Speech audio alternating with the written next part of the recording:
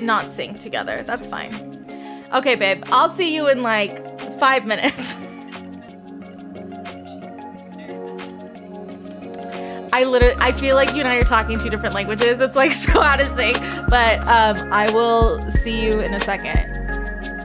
Bye, friends. We're going to YouTube now. We're going to talk War of Two Queens. Spoilers. Finish the book. Goodbye. She just keeps waving, and I'm like, I'm trying to do an exit. Love you, Avery. See you in like few. Oh my god. She's so funny. Audio is live. I know. Y'all, I have learned over the years. Fun fact, I've been streaming. Is this my fourth year doing this? The first times the music is very loud, I know. So let me fix that really quick. One of the very first times I ever streamed, I left the video on for like, I don't know, 4 hours after I ended. Like I just didn't hit the end button. So it is what I am extremely paranoid about. And luckily I have a ton of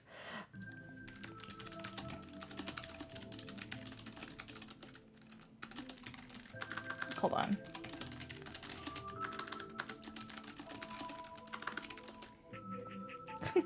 Hi, hello. Okay, I think everyone's good. Okay. Let me go ahead and show my screen. Hi, friends. I'm gonna sneeze. I should have waited until I sneezed. Welcome to the War of Two Queens live. This is a spoiler discussion of the War of Two Queens. So if you have not finished the War of Two Queens, please make sure you finish it. Come back. This is going to be recorded. You can come back, watch it later. But I want to make sure that y'all are spoiler free. Thank you. I don't even turn on my camera anymore. Same. It's okay. My beauty is too distracting. Girl, I need that type of confidence. I love that. There wasn't even a sound. Yeah. Okay. So if you ever notice in a live, I'll go like this. Like I'll tap the bottom of the mic. It's actually my mute button. So sometimes I'll just tap it on and it comes back on. So this is the fun little part about like my little mic. I'll just sometimes tap it. Okay. So before I bring everyone in, as you can see, there's some people waiting in the waiting room. I just want to give a quick disclaimer. I want to give a quick disclaimer about how this is going to work, because I know, even though I took a little bit of a break, I do know that there was a bit of controversy, drama on Book Talk regarding this book. And so I'm going to just go ahead and kind of disclaim some things. Number one, just to throw this out here, we all loved the ending. So every single one of us loved the ending. No one is DNFing this series. Everyone is continuing on with the series. We will discuss some of the parts that we weren't necessarily thrilled with, but overall know that this is going to be a positive conversation. We will discuss some of the heavier topics. However, something I wasn't super thrilled with was people were using like real triggery terms to describe some of the things in this fantasy series. So we are not going to be going that deep. I just personally believe at the end of the day, this is about a werewolf, a good vampire, because that's essentially what Castile is, and a god. And we don't need to be putting real word terms on these fictional characters, so we're not going to in this live. We are literally just going to be having a great conversation. There's a few folks who aren't able to make it tonight that I was really hoping could, but obviously they have their own lives. So I'm going to share some of their opinions just because there's been a group of 13 of us that have been discussing this for about 3 weeks now. So it is going to be a really kind of fun conversation. And we will be going through your discussion points, but don't be offended if I skip any, just to know that we are trying to have a good conversation. So we did talk last night right before, just to make sure everyone was comfortable discussing everything. I'm so mad because I was prepared for this live to buy. You guys, in my Amazon cart for like 4 weeks now were these Barbie dolls that looked like Kieran, Cass, and Poppy, and I was gonna do like a demonstration of the joining, and I forgot to order them. So next time we have this conversation, I'll do like a full-on demonstration with Barbie dolls so you guys can like imagine what the joining was, because we really struggled. But yeah, I just wanted to let you guys know what is going to happen before these lovely ladies come in. I'm really sad that my Barbie dolls didn't get in, but it is totally fine. Share the Barbie doll link. I don't even think they're in my cart. But yeah, so we are definitely going to have a very fun conversation about the book. So just want to throw that out there. And now I'm going to add everyone in the room. Hi guys. I'm going to turn the music off now. Hello.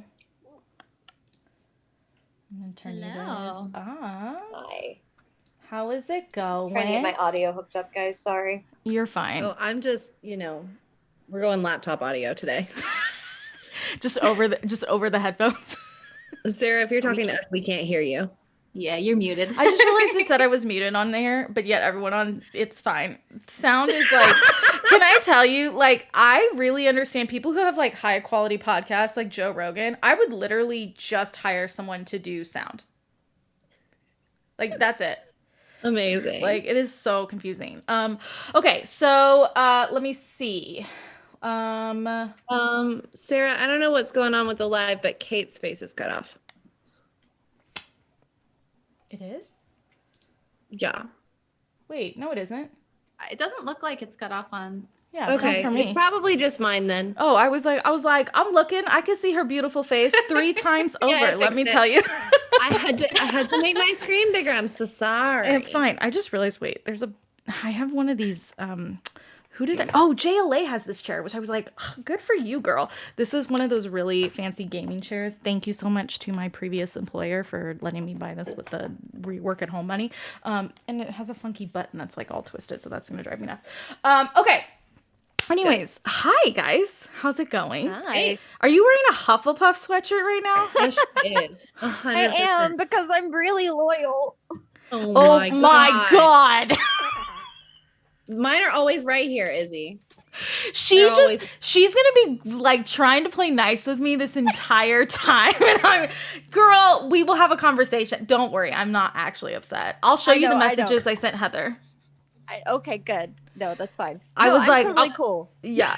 So funny. No, okay. but you gave me a panic attack. I just want you to know. Jesus. If I was actually she's like, you have to tell me. And I was like, I'm not going to not tell you. This is a fun thing to know about me, which I think is why I relate so well to like Poppy and Aylin and Nesta, because we all have the same opinion on this, because we're all Tauruses. When we're actually mad at someone, we just ignore you. Like, it is full on, like, you do not exist anymore in my world. But if I'm like not mad at you, but I'm like want to tease you, I'll just like say it to your face. Hey, cool. Somebody in the YouTube like chat wants to know everybody's Hogwarts Oh, house. okay. What's everyone's Hogwarts house? Gryffindor. Wait, Ravenclaw. That is Izzy, you have to choose one. Why do I have to choose one? Because I said so. To choose one? Hogwarts Didn't house, you take please. the test? Yeah, didn't you take the Pottermore quiz? You only have one. Yeah, okay, I got Gryffindor, but I feel like in my heart, I am a Hufflepuff. Gryffindors are loyal too. It's okay. Yeah. Yeah, but they're also hella stupid. No, they're not. Not. No, they're not. Luna Lovegood is not stupid. Oh, wait, she's a Ravenclaw. Never mind. Here's the thing. But that's a good example of someone with Hufflepuff energy. Yeah. You know what I mean? Just because you have that energy doesn't mean, Yeah. So we were having this discussion in, I think, our book talk chat, or maybe it was a Zoom call or something. I don't know. And I found out Sarah was a Slytherin, and I was like, oh, so what I'm hearing is that I'm your like designated Hufflepuff. And I think Izzy was the one who went, everything about your dynamic makes complete because this, so in the beginning, can I tell you, so like a quick side note on this before we like totally get into this War of Two Queens discussion. I just going to like do this for a second. I was a beta tester on Pottermore, so I got early access and like did all this stuff. And when the quiz came up, it like starts with this video of J.K. Rowling, and she like gives you this whole thing, you know, and at the end she's like, be yourself, be honest. And my mom was sitting next to me. She was like, you heard her, be honest, like be yourself. And when Slytherin came up, I think the air was like sucked out of the room in our house. It was like pure panic of like, oh my God. And then we like read the description and I was like, oh, actually, this is so accurate. It's not even funny. Except I do have a fear of fish and like it's underwater, the Slytherin house. Oh yeah. Yeah, so that's not great. But the common room is next to the lake. It has like It's under the Black Lake. Yeah. So that's not great for me. But as I've gotten older, it like I laugh because obviously you guys know I troll. It's like kind of my thing. And like, come on, that's like right on par with Slytherin. You a troll? Never. In fact, like our friend Alex is editing some TikToks right now, and she was like, I didn't even notice that Sarah made this like awful joke about Throne of Glass, and no one said anything about it. And I'm watching it back, and she's like, "What?" And I was like, "What joke was it?" And it was actually kind of funny. It was bad. That's kind of funny. Also, when you go back, I really need to send you guys the link to those videos because when you go back and you watch them, they're hysterical because I'm laughing the entire time while she's crying. Like it's. I have them all. They're in a drive. But I'll share them with Sarah. She can share them with everybody. To be fair, though, when we read as a group, when May was with us and we read The Crown of Gilded Bones to her, I was so excited to read the scene where Poppy almost dies. And I was like giddy when I was reading it. And May was like, you in mortal peril. May was like almost in tears. We love mortal peril in this house. Yeah, we do. Okay. Okay. Getting us on track a little bit. So, Sure. because I know we already have some questions. So I want to just get general like ratings right now. So what was everyone's general rating of the book? For me, I'll start off and just say my general rating was like a 3.5. I gave it a 4 because you can't do 0.5s and it was better than a 3 in my opinion. So I gave it a 3.5. Mm-hmm. Anyone else? I did I'm between like a 4 and a 4.5. Okay. I gave it a 4.5. Okay. But I do more vibes. Like I definitely have like criticisms of it, but Yeah. like if it like pulls me in and I can like make theories and get excited about the world and like if it makes me cry, which it did, it goes up. Oh yeah. Even if I've got issues with it. I remember the crying. Okay. Yeah. If you look at my Goodreads, yeah, you can. If you look at my Goodreads, I gave it a 5, but in my review, I gave it a 3.5. I felt like I wanted to boost its rating a little bit because there were a lot of ones where I didn't even read it. So wanted to give it a 5 to bring it up. But my official rating, if you look at my review, is 3.5. Yeah. One of my favorite things about this was we have the War of Two Queens spoiler chat on Marco Polo, and like we're all in there chatting, and then Kate made the mistake of thinking that both Sarah and I had finished the War of Two Queens when I had not yet. So I literally like log into like my little chat with Kate and Sarah, and she just goes, "Did Delano just die?" And I went, "What the hell?" Yeah. So there was no literally bawling my presence. eyes out. She's like sobbing, and I was like, yeah. "What do you mean? Yeah. What has happened to my baby?" And she was like, "You haven't read it yet." And I was like, "Oh my God." Yeah. Well, so for a quick pause really quick, for anyone who doesn't know, when we talk about Marco Polo, it's great. Everyone should download it. It is a like social media app, and how it works is you can, there it is. Wait, is that the update? Oh, it looks so different. No, that's just like a weird interface. Oh, okay. And it's essentially acts as like Snapchat meets Instagram stories. So you send videos to your friends and they don't delete, and they go in a certain order. So you don't have to, or if you're anything like us, and there's like, we have a chat with like 13 people in it. And if you don't check it at all during the day, it will go up into like, at one point it was up into like the 300 polos in there, and I was like, I'm pretty sure Katie, like when she came to Georgia, she showed me it said 999 plus, and I said no, absolutely. Yeah. So like that's when you hit mark all polos as red, and you go, "Can I get a recap?" Yeah, exactly. So when we talk about Marco Polo, it's because we use this as like our video. Yeah, it is a lot like walkie talkie. That is 100% what it is. So it is, it's a lot of fun. We use it. It's also really kind of cool because even though we've all never met in person, it feels like we have, because we see each other and we communicate with each other on a daily basis. So, and like we see each other at like just getting up right before bed. There's, I think 99% of them are like me in bed like this, like to everyone. Like, they're not like you actually, my reactions, I think I think it's not just me, but I know I can at least speak for myself and say my HOSAB reactions are all from Marco Polo.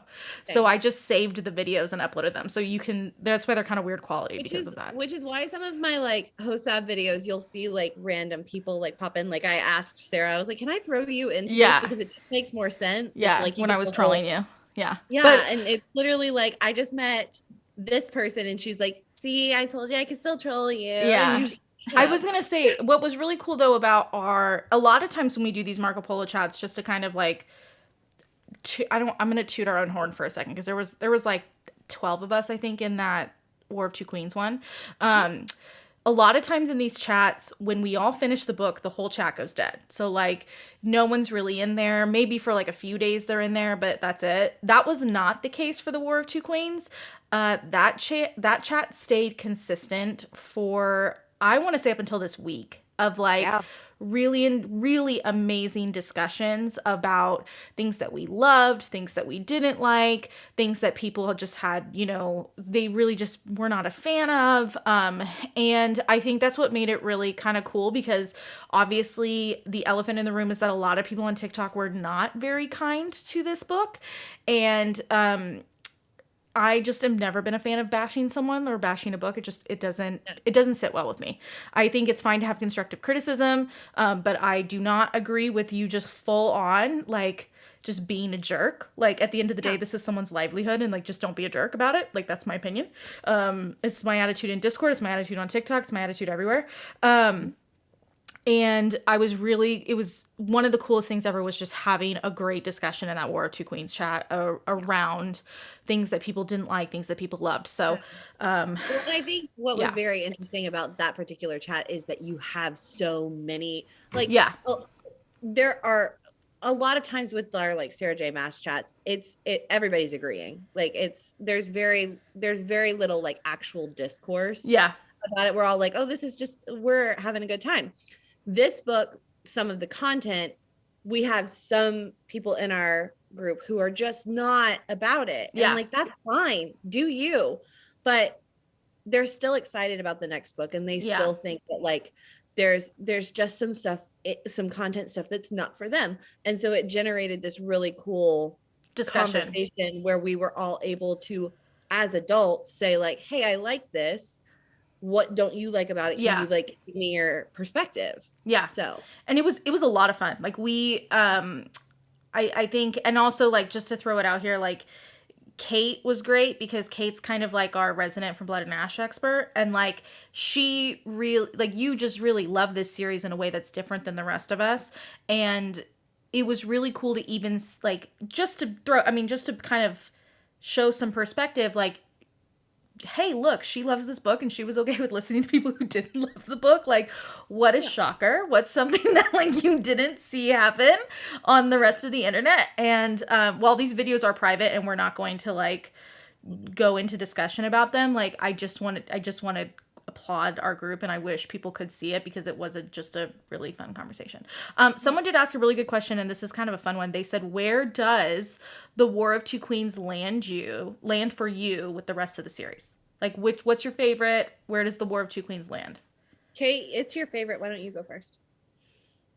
I literally just texted this to my friend the other day. So I think like it's in the middle of the pack for me. Okay. I still like A Kingdom of Flesh and Fire and From Blood and Ash. I think From Blood and Ash and like Aside are the same, and then War of Two Queens, and Gilded Bones is still, I think, with the pacing, but at the same time, like my lowest rating, like I think the War of Two Queens I've rated like 4.25. So like it's still like I still like love them all. So it's not a wide range. Yeah. I would also say it falls middle of the pack for me. The theorist in me is like, okay, so Gilded Bones is like top tier. Like And then right below that is actually A Shadow in the Ember, because it adds more of that background plot to the story, which I'm really enjoying, because I'm liking this. I'm liking that we're getting more into the fantasy elements of a fantasy romance for me, versus it being more about the romance. Like, I love the romance, and it's very hard for me to read books without romance in them, but fantasy is like really kind of where I love to be. And so then I think the War of Two Queens falls just below A Sight for me. And then it's, I would probably say From Blood and Ash and then A Kingdom of Flesh and Fire. Like, I like Flesh and Fire, but the whole middle section of that book just took too long for me. So I was like literally the reverse of each other. I know. Like, I was like yelling at A Kingdom of Flesh and Fire. I was like, my like friends were like sitting in the room like, are you good? And I was like, no, they just need to get together and they need to stop being stupid. I'm over it. Or Izzy, what about you? For me, it goes favorite, Kingdom of Flesh and Fire. I too got really annoyed with Poppy. I thought that she was being such a hypocrite. But just because like she was with the bad guys and she was like, I can't forgive you for lying to me, and I was like, you were with the murderers, shut up, Poppy. Kingdom of Flesh and Fire is probably my favorite, followed by The Crown of Gilded Bones, From Blood and Ash, then The War of Two Queens, and then A Sight. Okay. I'm also with Kate in that like my lowest is not an actual like low rating. No, I mean I've rated all of them above 3 stars. So I've enjoyed them all. It's just like I would reread A Kingdom of Flesh and Fire for sure. Yeah. I have reread The Crown of Gilded Bones more times than I I was gonna say I reread the entire series like 4 times. I'm pretty sure Sarah and I are probably almost tied for the amount of times we've read chapter 7. For me, it is The Crown of Gilded Bones is first. And then it is A Shadow in the Ember. And then then it is The War of Two Queens. But then I'm going to flip it. And I would say A Kingdom of Flesh and Fire, then From Blood and Ash. Because I really do actually love A Kingdom of Flesh and Fire. While I understand it did drag in the middle a little bit, there are some really great conversations that happen in the book with Kieran. Like the library scene is like one of my favorites. And some of the early stuff that happens, just like it hits so well. Again, like everyone else from Blood and Ash, that doesn't mean I didn't love the book. It's just one that I don't pick up. I say this a lot and I just want to like just say it again. I love, out of any audiobook, even a Sarah J. Maas audiobook, the From Blood and Ash audiobooks are my all-time favorite. If I am having a really bad day, I will pull any of them up and just play it all day because it will put me in a good mood. For me, that is equivalent to some people putting on their favorite TV show in the background. Like I put on From Blood and Ash. And I notice I will always pick up The Crown of Gilded Bones as an audiobook. And then I will always pick up From Blood and Ash, actually. And then I pick up, lately it's been The War of Two Queens because I enjoy the duel. But I still think at the end of the day, The Crown of Gilded Bones is an audiobook I continuously go back to because I even though I love the Castile voice because I did, I still love the way she does the Castile voice. And so it's a good combo. I like her Castile. The audiobooks are like top tier.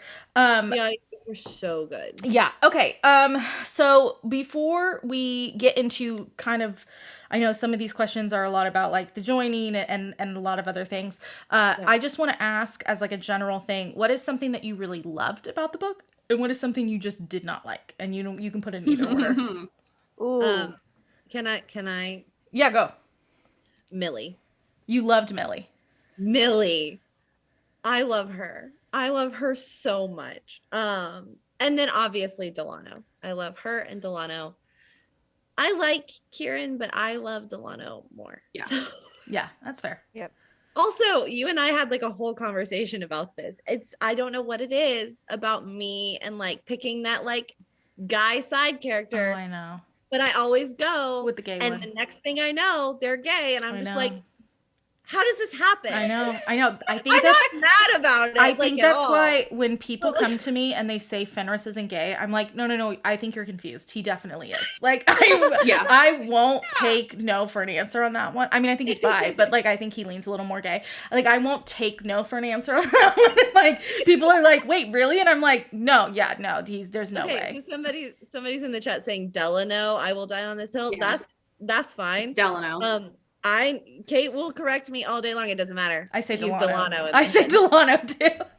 He's Delano. Yeah. It's okay. I also don't ask. I don't even want to say this because every time I do, Izzy and Avery make fun of me. So I swear I will not make fun of you this time. Please say it. No, because I literally don't even know how you say it properly anymore. Okay. You say it. I'll say it properly, and it will not be me making fun of you. I can't say. I can't say. I'm gonna count to 3. This up. I'm like getting red. 2, I can't say 3. the High Lord of Autumn's name, and I just call him Bernard every time. And that's not right.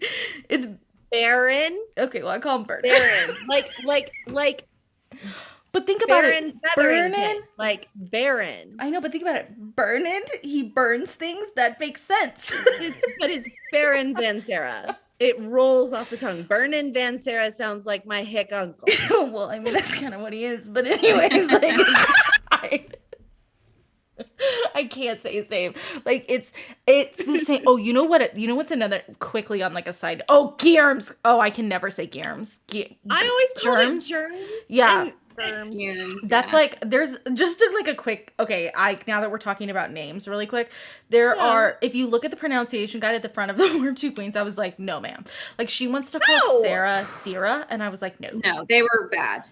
I'm like, okay, is that the thing that you didn't like when we go into things that No. The thing I did, well, are we jumping back? Go for it. Well, okay, first, can I say the things I did like? Yeah, go for it. Were Reaver and Kieran. That dynamic was hysterical. Amazing. I think I highlighted all of their conversations. And then the very end, like, I'm not talking about the joining. I mean, like, the last few chapters that were just, like, absolutely insane were amazing. Yeah. The thing I didn't like was, like, the common language, like, peace out, and I'm trying to think. The lasagna. The whole damn meal. Yeah, I'm like, can we Why? not? Like, I'm okay with it being an easy read and being, like, generally modern conversation. Like, we're like, but why are you saying like these random? Yeah. I'm not a snack. I'm a whole damn meal. No. That was literally the worst. No, that was the like, worst. That's like one of those things that's like it'll go crazy on TikTok for like 2 weeks, and then everyone's like, all right, that's old, and she's including this stuff in her book, and I'm like, can you just not do this? Yeah, I was, and I think we all agreed on it. All 13 of us or whatever all agreed on that was awful. Yeah. The even, I'm not gonna lie. They did, textbook reader. They did. They did see it. Even Isbitch, it was really hard for me to swallow. Yeah. I'm okay with Isbitch because of who delivered that line, but like, But I feel like it should have been saved. Similar to like, there are moments in Throne of Glass where, like here, okay, this is not a huge spoiler for Throne of Glass. They call her fire breathing. Does anybody see what Chanel Elise said in the chat? Oh yeah. I just that was something we talked about too. It's just a sanitary issue. Like, you're not going to be doing that in a medieval world. Like, can we not? Well, like it's fine in like a modern romance, contemporary romance. It's dark or whatever, but like not. Toilet paper. They had. Oh my God! Don't listen. I can't talk about toilet paper right now without getting. I get so triggered. Like I literally will go down it. I will, because we're gonna go into an entire hour-long conversation about bidets. I swear to God. Okay, sorry. I will. Yeah. But to quickly go back to the Isbitch thing. This was my problem with it. Like, a perfect example is in Throne of Glass. They use the phrase fire breathing bitch queen, which I loved. And that could have very easily been overdone. Like, it very easily could have been something where you were like, okay, I get it. She's a fire, like, I get it. But the way, and Isbitch is the same thing. Like, it was just over, like, we could have used it and it would have been fine. But for me, there were certain times where I was like, we don't need to say this right now. Yeah. I feel like it's one of like fire breathing bitch queen is referenced so much, not because it was used so often, but because it was majorly impactful. Yeah. It stood out so much amongst the other dialogue. Yeah. Whereas is bitch just felt like another charm on the modern day colloquialisms bracelet. We were toting around. Yeah. I was gonna say, just to quickly like throw this out here, my favorite parts was when I almost said Bryce. That's not right. It's different Ginger. When Poppy comes in the white outfit, like I need fan art because it was immaculate, incredible. It was like in my head, it was everything I wanted it to be. The way in which everyone talked about it, like Valen's conversation with her about it, Kieran's conversation, everyone view. Oh my! I just loved it. That was one of my absolute all-time favorites. I'm not gonna lie, I did like the feeding scene with Kieran. I know in our group chat that was not a favorite thing, and it was that's a split in our group. Yeah, it was a split. And then my least favorite thing, like Kate's, was modern language. But overall, the ending was incredible. The pacing of the last 60%, once we got Castile, was amazing. Like the last 40%, right? It was, because we got him around the 60% mark. And we were not well. It was incredible. Like that pacing was the only thing I didn't like, and I forget who brought this up, but I completely agree with whoever brought it up. When we finally got King Malik's, like when we got his coffin and everything, it was wrapped up so quickly. That was Izzy, yeah. That was me. Yeah. It was like they doubled the gears and then they just had him. It was like, what? Yeah. That was my least favorite part was, because I agree with you. I think my favorite part was Castile's point of view. I thought that she wrote Castile's POV so well. It was so organic, oh my god, yeah. So well done. Stephanie Meyer wishes she could have with Midnight Sun. Yeah. Castile's POV was great. And then my least favorite part was the pacing, not just of the beginning part, because I thought the beginning was kind of slow. I already told them this. I think that the book should have started with chapter 6 and opened with the big bang of getting that finger in a box. And then we just took off from there. And then when I did like the pacing at the end, like Sarah was saying, my big problem was, okay, there's the cave where Malik's chest is. Yeah. One thing led to another, and we had it. And I was like, I think we also all agreed that we preferred JLA's writing of Cass's POV to her writing of Poppy's POV. We did, yeah. Like, I think a lot of us were in favor of that. Also, Izzy, when you mentioned starting it at chapter 6, you did also add the addendum that we should keep chapter 1. Yes, keep chapter 1 as a prologue. And then jump straight to chapter 6. Yeah. I would agree. I'm very curious to see how the POVs happen in the next book, because it's very clear that Sarah is going to probably play a role and Niktos is probably going to play a role. And while I don't think Niktos is going to get a point of view. I would love to see him get a point of view, but I don't think it'll happen. But Millie has the potential to get a point of view, and I think that she might be saving her. I think she is too, but it wouldn't surprise me if she adds a few at the end, because at least as of right now, it's implied that this is the next one is the last Poppy and Cass focused book, and then it will move into another. I'm sure it's going to be Malik and Millie. Yeah, for sure. Yeah, we're talking like Nesta, Cassian POVs and Frost and Starlight situation. Yeah. Mm-hmm. Like a little transition and then go full into Yeah. I was the one thing I will say, and I was really, really hardcore expecting in this book, was I thought we were going to get Seraphina, and I was waiting and waiting and waiting for her. And I think that was one thing, like, this is a lesson for me for Hofast. I was a little disappointed because I really wanted her so badly that by the end of the book, when I was like, oh, so she's awake, but I'm not going to see her for a full year, and except in the past, like, okay, get it. Like, I had to talk myself off that ledge for a second. Friends, there is a reason that we are going to be getting an Airbnb a week before Hofast comes out. Because there is a reason someone is only going to be able to have a physical copy of this is not gonna happen. the third Crescent City book. Well, I was gonna say I will lock your devices the away. first thing I did when I got the War of Two Queens, this doesn't help my case. The first thing I did was I looked up Sarah's name, and I wanted to know when she came in. Fully aware. You keep saying, "Oh, I don't do that," but you've done it for the last 2 major releases. I did. That's the other thing I should quickly say, which I guess I can now say. I couldn't say. I was aware of the Kieran situation for a while, and so going into the War of Two Queens, when I read it like right before it was released, I was a little more prepped for it than most people were, which potentially, so like this is why everyone thinks I like can't keep a secret. I actually can keep a secret because I knew that for much longer than probably people realized. And you can keep a secret from a lot of people, but sometimes you just gotta let it out a little bit. Yeah, that was rough. So, but I just want to say, like, my perspective is a little different than everyone else's because I did go into it knowing that we were going to see this Kieran development, which is also why, if you looked at all of our lives, I really pushed Kieran hard because I wanted you guys to also see the potential before you got the War of Two Queens. So that was on purpose. It wasn't an accident. In fact, like I told my mods, I told Kate, I told Avery, I was like, pull every quote interaction with Kate, with Poppy and Kieran, because it's going to be so important.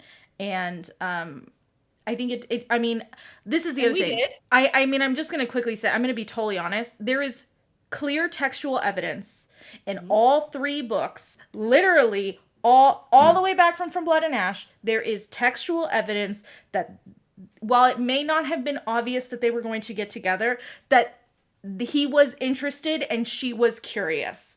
And Cass was there the entire time.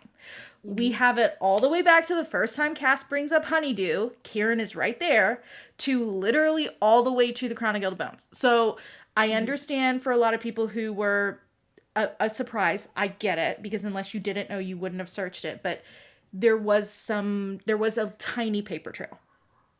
So, okay. So I just want to add on to that there were a handful of times that Kieran was in the room while they were having sex. So when people say it's just a friendship, it's just, like a brother, I'm like, I've got a best friend who's a boy and I have a brother, and neither of them are going to be in the room if I'm having sex. That is an absolute hard no for me. Yeah. So the fact that he was present and repeatedly he's seen her naked multiple times, and then they also watched each other on the beach, like that's absolutely huge. And then actually talking about what I told you guys before with searching, for people that didn't realize the joining was going to happen, before I even got to the joining part in the book, I looked up like some statistics on how many times certain things were mentioned. Yeah. And I looked up Cave Cat, because that obviously turns out to be her father, and that's a really big plot point. Between the first time it was mentioned and we found out that was her father, it was mentioned 13 times. Like the actual phrase Cave Cat came up 13 times. The phrase the joining came up 56 times. And if you narrow it down to just instances, as if there's like an actual conversation, if it said 5 times, it only counts as 1. It was still 23 separate times. So you can't tell me it was not foreshadowed, guys. It was literally written 56 times. How do you read an author introduce a magical threesome in a fantasy romance and be like, I don't know if that's happening? Right. Well, and I was gonna say, like, you guys saw in our spoiler or in our midnight live, like there were people in the chat who were not team joining, and they did not want it to happen. But let me tell you, those people who didn't want it to happen all knew that the likelihood of it happening was very high. So even though they weren't for it, they knew that the likelihood was very, very high. And so, I mean... And based on our conversations last night, some of those people literally were like, okay, I read it, not my cup of tea. Yeah. But that doesn't mean I'm not going to reread the book. Like, I want to reread the book, but I'm just going to skip those chapters. Like, it's doable. Yeah. It's also funny, I saw someone said, I'm an engineer, I love the stats. Yeah, so we have stats on that, and then I don't want to open this can of worms, but I will just quickly say, if you think that's the only stats we have, we also know that the Silver Hawk has significance, and that's an even smaller percentage, but we know that it is mentioned in at least every single book up to A Kingdom of Flesh and Fire. And Gwynreal is another thing that is something that we have statistics on. So this is a group of a few statistics. I was gonna say this is a group. It can't be too this much. This is a group that we definitely pull the textual. It's not. Yeah, I just wanted to say, for someone who's wondering, like, we definitely pull textual evidence because we know that, like, for a lot of these authors, these are things that they really wanted to happen. It was very clear that the joining was going to happen. If you didn't get a chance to read, Avery, if you didn't get a chance to read, was it the Indigo War of Two Queens copy? I think it was the Indigo one had an author's note with JLA, and she put in that author's note that she wanted the joining to happen in A Kingdom of Flesh and Fire. And so was it that, or was it the War of Two Queens? A Kingdom of Flesh and Fire. Okay. Yeah, she put that she wanted it to happen in there, and then she changed her mind, and then she just kept like pushing it off. Oh yes, Jamie right here, Jamie Davis. She's the best. She put it in there. Yeah, so I think it was just very obvious. Okay, I'm going to answer some of these Slido questions. Sorry, we've been like kind of gabbing on. Okay, this is great. The joining. We have a lot of questions about the joining and the confusion of which the joining occurs. Just a quick caveat. I read the joining first before most of our group did, and they were asking me questions about it, and I straight up told them, y'all, I need Poppy to pay attention. Because homegirl at one point was like, there are fingers and there are hands. And I was like, whose fingers? Whose hands? You must know. Like, the only way, when she was like, fangs, I was like, great, Castile. But like, where is everyone else? Like, what is going on? So we did, like, one night, we got into a call and I read the joining and we acted it out. It was the three of us and Taylor. Yeah, we acted it out to see if we could figure out. They're asking if Kieran physically, I'm not going to say the word because we are live, but, did something to Poppy.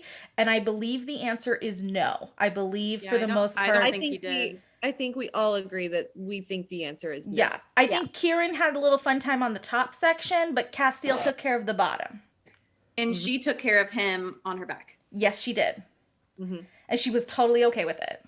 Yes, we acted it out. What else were we supposed to do? 100% acted it out.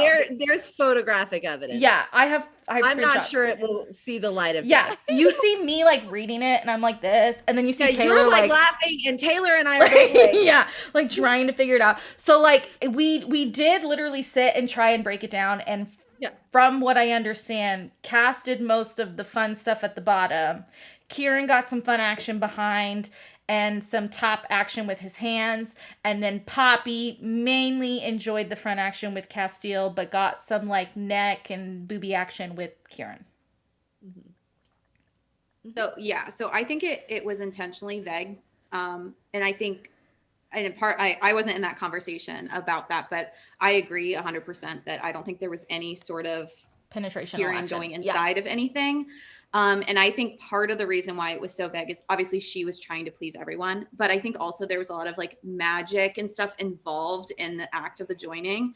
And I was so impressed with all of the conversations they had about consent prior to the joining. There were 3 separate conversations about the joining prior to it, as well as like a consent as it started. Yes. But I think because there was so much respect between all of them, that Kieran probably made the choice not to go past a certain point with her because there was magic involved. And it's no different than if someone's under some sort of influence. There's absolutely like, they cannot consent at that point. Yeah. And in my opinion, he was respecting the boundaries that he felt they had set. Yeah. And I'm excited to see more consent conversations establishing what their relationship is or isn't, or their friendship is or isn't moving forward, because those conversations, like when people are like, oh, she didn't want the joining, I'm like, did we read the same book? There were 3 separate consent conversations. Yeah. Like specifically with her too. Like it was because the two of the boys were always like, yeah, we're gay, but they each had conversations with her about like, are you comfortable with this? And then she would be like, are you comfortable? And they're like, yeah, we're just making sure you, like, we grew up our entire lives knowing this was going to occur. So we, of course, are comfortable. You are the one we're concerned about. So, like, and I will say, and we did have a conversation about this, my favorite chapters wasn't even the physical act of the joining. It was the before and the after, because they were so enjoyable. I know for some other people in our group chat, they didn't love it, but like I did. Like I thought it was great. Yeah, I had said that the ambiguity in the joining chapter, like what made up for it with me was the before and the after, for sure. And piggybacking off of what Kate said with the consent thing, not only was it before, not only was it like leading up to, it was during. It was during the entire time. Are you good? Are you good? Are you okay? Yes. Like it was constant, and it was even like we need to hear you say it. Even when it was like just something that none of them could control, specifically something that happened at the beginning of the joining with Kieran, and he was like, "I'm really sorry," and she was like, "It's natural, it's fine." Like it was.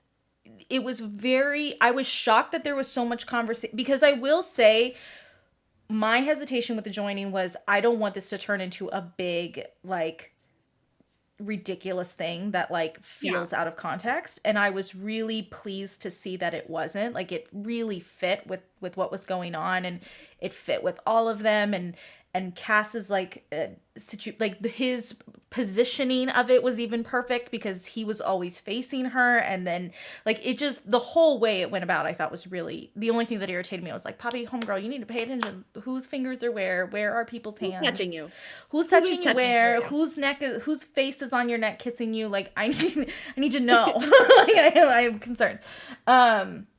Yeah, so that is just a quick thing. Let me see. Is there any other? Oh, this, I'm just gonna, since we're talking about the joining and all of that. Someone said, who was mad that the joining happened? Like waiting 3 books for it to happen, and this is what we get. I think we did have maybe one person in our chat who wanted more from it, right? Or was most of us pretty content? I was good. Yeah, I mean, I would have been fine with more, but I totally can see why she did it the way she did, and I totally respect that. And I'm happy to see more later. Or if they decide not to, then I'm happy with that too. That leads into the next question. Someone asked, do you think this is a full-on throuple now? So I don't think at this current point, yes. Like I think there's I think there's potential for it to go that way, but I also think there's potential for it to not. And I think that I would be fine either way.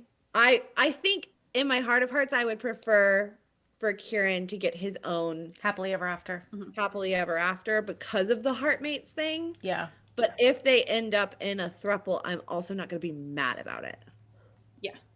That's how I feel too. And I actually had a couple conversations with some people who are polyamorous, which I personally am not. And it was really interesting to get their perspective, and saying that, you know, sometimes it's like you do have your one person, but you have this extra love for someone else, and they join you sometimes, and sometimes they don't, but there's open communication.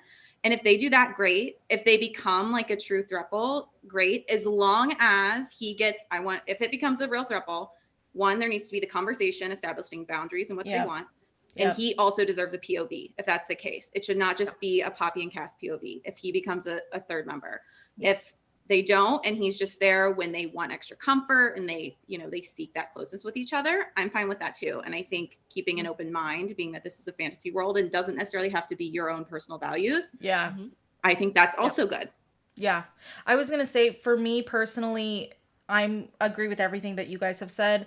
My hunch is telling me she is going to leave it open in terms of like, because just like she did in the book, where they said like, if he finds someone, then we have to do the joining again to include that person.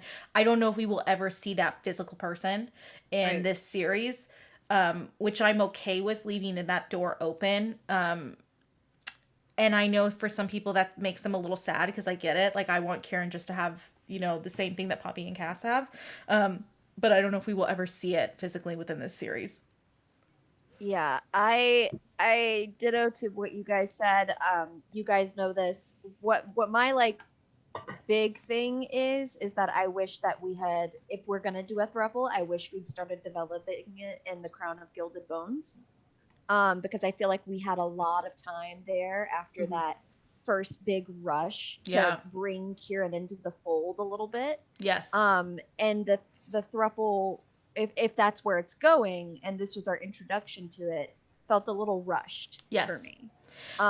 Yes. But that said, I'm along for the ride, and I think it could be executed well in the next book if she did decide to commit to the throuple. I'm interested to see how she does that. What with it being the last in the Poppy Cass main POV, if she even sticks to that.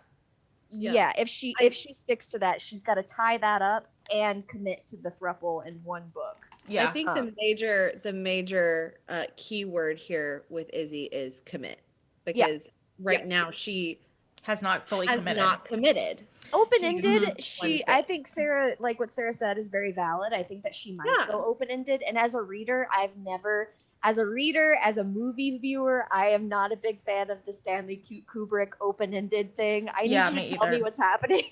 I know. I mean, like, I'm the type of person as a reader where I'm like, I need to know what the children looked like. I need to know what the grandchildren look like. I need to see the full family tree. Like, what are their sexualities? Exactly.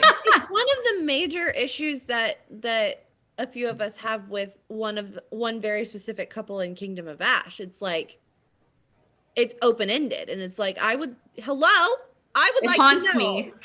Yeah. I know. It haunts me.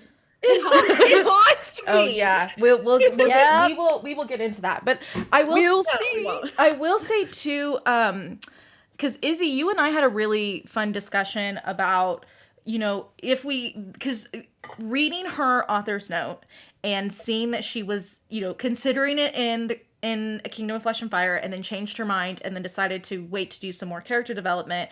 I think my gut tells me, and this is again, like, I could be totally off, is that genuinely was her intention. However, the story just kind of led itself in a direction where she kind of dug herself a hole, where she had to do that development during a time when Cass was taken. And that was a lot of people's problems, I noticed, was that they didn't like he was not physically there. And while I loved a lot, unpopular opinion, I loved a lot of the downtime in The Crown of Gilded Bones. I feel like some of that could have been switched up with some Kieran time with Poppy, because that might have helped kind of lead us into that direction. There could have been even more of a discussion about the beach with Kieran, because it was a fun discussion already in The Crown of Gilded Bones, and we could have elongated that and given up some time with Cass, and I think that would have made people feel a little more comfortable. Not saying that would have fixed everything, because at the end of the day, she could have done everything perfect and we still could have gotten the same reaction we saw. But that was the one thing I was like, I wonder, and again, this is not a diss at her, because I loved The Crown of Gilded Bones. Like, I really just wouldn't change it, but that was the book that I felt like we could have seen more time with Kieran, and it might have helped people understand his where his head was at in the War of Two Queens. Yeah, and it wouldn't have been, and then his development with Poppy, his relationship with Poppy developing like we saw in the War of Two Queens, wouldn't have been overshadowed by Cass being taken. Yes. Cass having this POV where he's constantly miserable. I wasn't one of those people who was so mad that Poppy was not constantly miserable in the War of Two Queens when she was separated from. I saw a lot of people being like, "How dare she have a moment of peace?" Right. Which is just ridiculous. God forbid. But I think that it was a little bit overshadowed. Someone did. I'm just going to read some of these questions. Someone did say, "So wait, there were people of the series who genuinely didn't want the joining." Well, Goodreads will tell you that. Oh. Yeah, absolutely. Go to Goodreads. Yeah. There were genuinely people who did not want the joining and believed it would never happen. And I just think like Izzy said, you read a fantasy book. It's the same. Okay, we didn't talk about this, and I just want to take a quick second to bring this up. There was a lot. Kate has definitely talked about this. There is some people came in and they were like, it should have just been a duology. Babe, let me just take a step back. And I don't mean that in a condescending way by saying babe. Take a step back. The From Blood and Ash series from the start was a high fantasy series with romance. It was not a flip, which is a romance that is a high fantasy series. Mm-hmm. So it was never meant to be this lovey-dovey constant thing. It was always supposed to include these really intense moments that were fantasy driven. So people who say that they thought it should have been a duology do not understand that this is a high fantasy book first before it is a romance book, which is like, to put it into context, I know this is not a perfect example, but this is one that I think everyone in this chat can understand, even the people watching. When we describe Throne of Glass, I say it as a high fantasy series with romance in it. When I describe ACOTAR, I say it is a romance series with high fantasy in it because romance leads it. From Blood and Ash is a high fantasy series with romance elements, and if you didn't like that, then maybe you shouldn't have read the series, because that is what it was at its core, even in the beginning. Yeah, the whole, like the first 130 something pages of From Blood and Ash are like just world building. Yeah. Mm-hmm. Yeah. Yeah.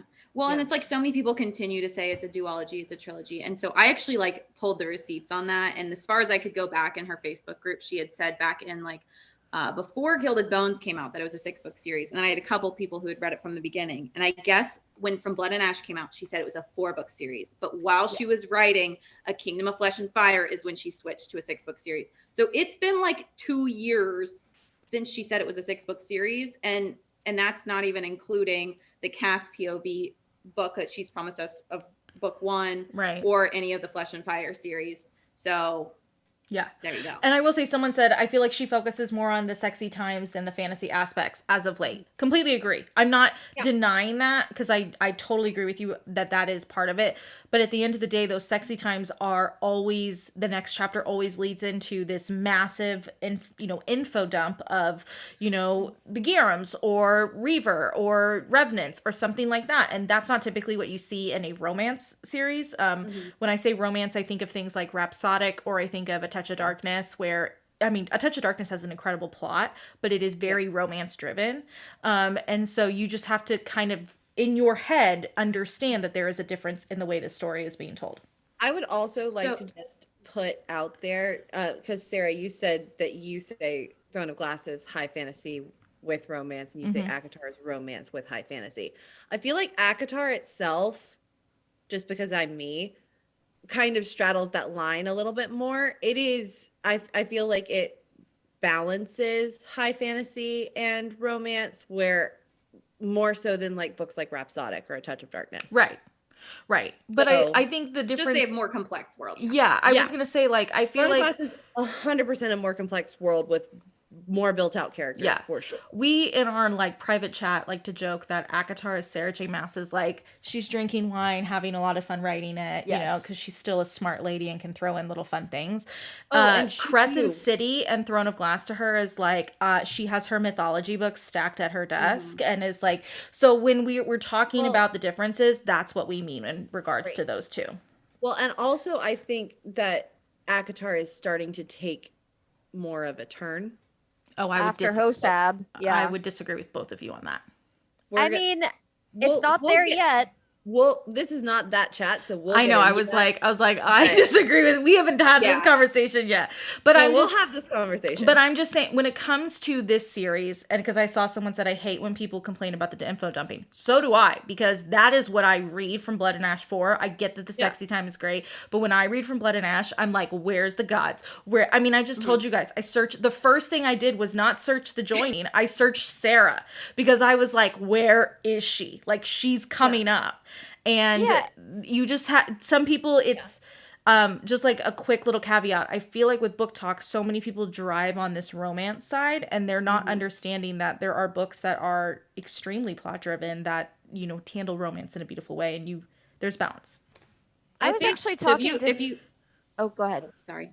No. So like, if you know me, I do like tons of romance and stuff. And I think a good point to make about like this romance fantasy line is that when I finish the book, I wasn't like, ooh, the joining, ooh, the spice. I was like, that ending. Yeah. The freaking gods. I was so hyped. And even though I'm like a big like romance reader. Yes. It's very like, it blew my mind how many people were so raging pissed about the joining. Because when I finished the book, I didn't think about the joining for like days. No. Because I was thinking about all of the stuff coming together from A Shadow in the Ember and War of Two Queens and the explosion at the end. And that was so much more awesome and deserves so much more of my brain power and attention than the joining. Because I don't know about any of you, but as I was getting closer to that end of the War of Two Queens, I was like, oh, this is going to be interesting in A Light and a Flame, because things were tying together, and I was like,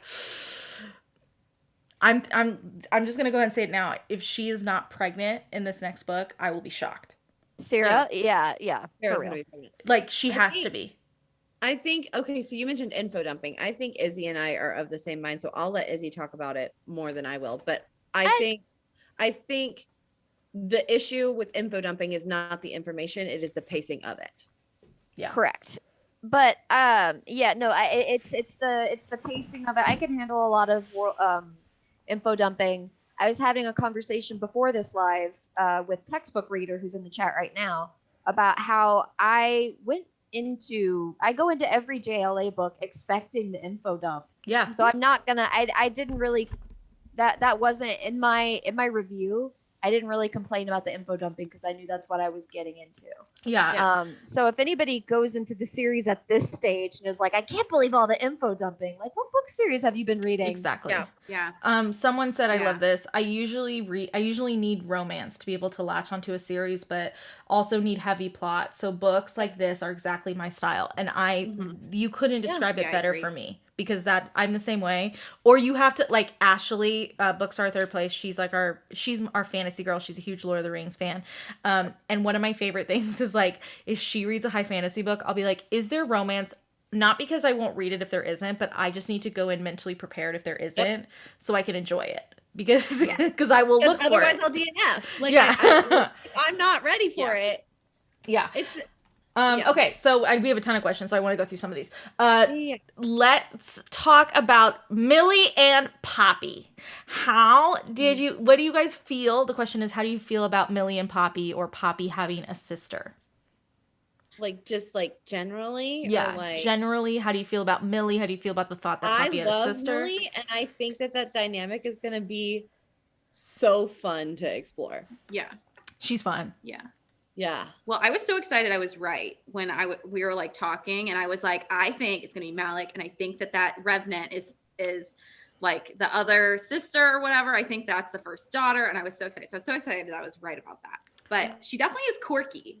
Yes. I think she's been through some serious trauma, so I'm wondering how much of like she just hasn't had like normal interactions with people. So it'll be interesting to see her story. I'm really excited to see that, but also like her interaction, getting to see her bond with Poppy, but also like when Sarah comes into the picture, does Sarah even know? Does Sarah know about Millie?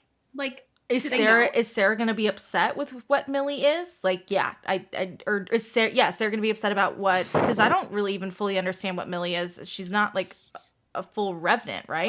So hey, go. Okay, so I had a thought.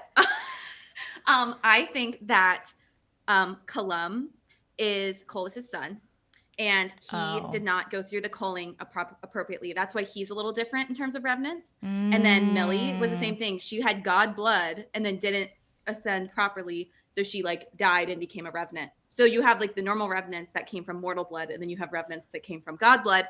And then you have the interesting thing that Tawny has a lot of the same features as both Colum and Millie. Yes. And I had a theory that she was a revenant, so we don't know that yet, but just thinking. I can't even process whatever is going on with Tawny. Like, I am just letting that sit because I'm like, I can't, like, there's so much more going on over here, and I'm like, Tawny, there's something's up with you, girl, but like, just give me like 5 minutes. Like, we'll come back to that. I'm very curious to see how Sarah reacts to Millie, more so than I'm curious about her reacting to Poppy. I think it will be a very interesting. But Millie, I thought it was funny when she said, if you guys didn't catch her live, that she did an Instagram live, and JLA mentioned that there was actually supposed to be a Millie book before the War of Two Queens. So it was going to be a whole book in Millie's point of view that we were going to get. And while I'm glad she didn't do it, because I think readers would have been like, who is it? Like, I don't know, another new character, another new book. I want Poppy and Cass. I'm really excited to see what Millie brings to this, because she's extremely fascinating. I loved her. Yeah. She's a fun character. Okay, who's excited for Poppy to meet Iris, Malik, Jadis, and Seraphina? Obviously. Who do you think? Who are you most excited for her to interact with? Seraphina. Yeah, I would say Seraphina. Sarah and Niktos. I think I don't know. We talked about this before. I just want their meetings to be like separate. Like, I want them to have their own interactions. I don't want it to be like a big group. She's already met Niktos. Yeah. So I just need her to meet Sarah, and then I want to see her interact with. I want to see her and Cass interact with Niktos and Sarah. Like that. that dynamic is what I want to see. I'm getting some like major Willa Collins vibes. Like that's what I need. We didn't even talk about Willa Collins, but yeah, I feel like in my gut tells me that when they meet Sarah and Nyktos, like Poppy is still going to feel very like formal with Nyktos, and Sarah's gonna be like, chill out. Anyways, so like, and that is where I'm really excited to see, because I feel like the minute Poppy learned that she was Atlantean, and then she's a god, and then she's a queen, like when all of that happened, Poppy, in my opinion, felt like she needed to go very formal, and like she has tried her best to kind of uphold this queenly attitude that she thinks she should have. And I think Sarah will kind of help loosen that for her a little bit, and I'm excited to see that motherly side that I think Poppy needs in her life, and I think Sarah will provide that. I'm really excited. So, and I'm really excited for her interaction with Iris. I will say that, like, I think I really want him to be a great father figure to her, and even though I love Valen is like filling that hole right now for me, but the interaction with Iris is going to be cool. And Iris with Millie, I don't even know what that's even going to look like, because he's probably seen Millie grow up. So, that'll be fun. That's true. I didn't even think about that. Yeah. Okay. Do you think Poppy will get to meet Victor again, since he was her Victor? I hope so. I hope so too. Even if it's just like a small little moment, kind of like and I don't need like a big moment. Just enough to get some closure. Even if it's he's just like gonna say he's proud of her, like he did right before he died, and he's gonna be very. She needs to tell him that he didn't let her down. I was gonna say, like, even if it's just as small as like totally going old school. Well, old school for our group. Deathly Hallows, when Dumbledore sees Harry, like when he's like done, like that. I'll take that. I need the train station scene. Like, that's all I need. I just need that moment. Because as great as the closure we got from Tawny was, it's still not. Oh, okay. Wait, Morgan just asked a great question, because I want to know this answer too. How did Poppy know Sarah's name? We don't know. I think she said that she had heard it when she had spoken to her at one point in her mind. I think it was like while she was dying, but I would have to look it back at the text. Remember when you got confused when she was like waking up and she was in and out, and she was like, and I think it might have been then, because she didn't like fully comprehend. Oh, so now I can. But there's no. The name Sarah does not. I searched on Kindle. It does not actually show up in the book. So it's something that we have to assume. So now I can say, because I had a panic attack in our live when you corrected me. You called me after and you were like, Kate. So Kate probably doesn't remember that. Kate corrected me immediately when I said, well, yeah, Serafina was there. And you were like, no, she wasn't. I knew she was there. And so I started sweating and like freaking out. And I immediately was like, oh yeah, you're probably right. I probably just read it wrong. Like, blah, blah, blah. Like, I played dumb so quickly, because I was like, did I just and I went back and I read it, and like it's kind of like, you don't know, like you could interpret it either way. So I was like, okay, this wasn't a huge, like, you could have interpreted it either way, but like I genuinely had a panic attack in that moment in the live. I was like, oh my God. I was like, did I just spoil something? Like, and I was like, I'm just going to let Kate ride this. Like, I'm going to play dumb. It'll be totally fine.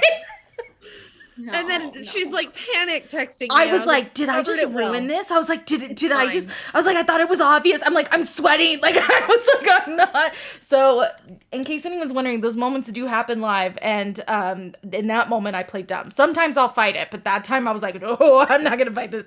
So I just immediately was like, oh yeah, you're probably right. I probably just ran around. Probably read it too fast, whatever. No, I knew, but I just didn't say anything. It was the same thing when Kate was talking about the joining at one point, and I was like, no, because I had read the joining at that point, and I knew, but I was like, it's okay, Kate, we'll talk about it later. Okay. Oh, my favorite part is when you do we'll talk about it later, and we're both like, okay. Yeah. Like in the live, and like people are like, oh man, they're gonna go talk, and we Yeah. Even though people assume like Avery and I are like very prideful theorists, I will fall on the sword anytime just to, I'll do it I don't mind. It's totally fine. Yeah. So this is a really good. That and like, we don't own theories. Yeah. Like there's some crazy theorists out there, and it's like, this is not your baby. We don't care. We really, I mean, even well, I mean, listen, I'll knock a few pegs down on TikTok regarding some Throne of Glass theories, but most 99% of the time I really don't care. Yeah. This is a good question because I think this is really a very interesting topic that was explored. Do you think that Isbeth had the best intentions for her children and is just a little messed up in the head, or do you think it was all just an excuse to get what she wanted? I think she truly loved her children after she had her children, and that is why she fought to protect her children. I think she's incredibly messed up in the head. But not a little. Yeah. I think that her having those children wasn't a selfish act? No, it was 100% self-serving. Yeah. Yeah, I mean, everything she's done is to try to get power and get revenge. And obviously she's been working with Colas and stuff. But then we do see, obviously, her love for Poppy led her to try to kill her heartmate. Like, so yeah, I think she loves her children, but I think she's in a total, like, a delusion of what reality is. And she was in a total. She was in a delusion. And I think she was just actually, like, that hatred just ate away at her over time. Yeah. I think she just totally lost it. Which leads in then to the next question about I'm sorry. Somebody in the chat said Isbeth is Walmart maid. Well, okay. No, she's not. She's Walmart Cersei is what she is. God. Well, wait, this is a really good question because this is a very interesting point. Was anyone happy that she died at the end of this book, or did you expect, like, do you kind of wish she stuck around a little bit more to cause more mayhem? No, it was time. Yeah, well, Anne told the War of Two Queens. I figured a queen had to die, and it wasn't about to be Poppy. So no, listen, I'm not gonna lie. I would have been okay if she stuck around because I love chaos, and she had the potential to go a little more chaotic. I thought she might become a chaotic ally. Yeah, I'm not mad that she died, but I thought Poppy might imprison her and then save her. I figured she would die. I didn't think it would be this soon, but I'm also not mad that it is. Yeah, yeah. Was anyone surprised that Callum showed up? No. Okay. I think he was in some of her teasers too on her Facebook page. Yeah.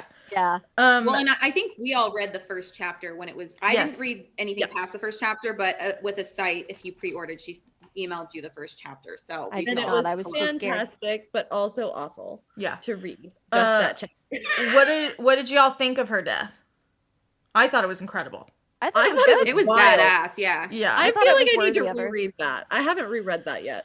It was good. It was a roller coaster because I thought Delano died. Like, she threw the knife and the knife came back, and I'm like, a lot happening. Then, yeah, it was a lot. I need Barbie dolls for that scene. Yeah, I'm like, we can do it. We can do it. Who's dead? And like ripping their heads off. Like, listen, I am sure the day will come that we will talk back about From Blood and Ash, and I will bust out the Barbies. I will make sure we order them, and we will have a. They sat in my cart for so long. Oh, this is the other thing. I should just go ahead and say this because I never got to. It's kind of funny.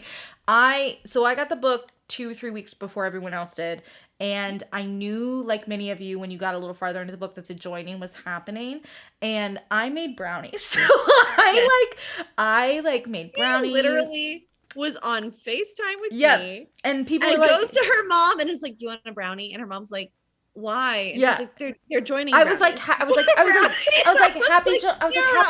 happy joining, and she was like, what? And I was like, enjoy the brownie. And I just like walked to it. So I made a full plate of brownies. I ate a good chunk of them that night and loved every minute of it because I was eating chocolate while Poppy was thinking of chocolate when she was talking to Castiel. It was good.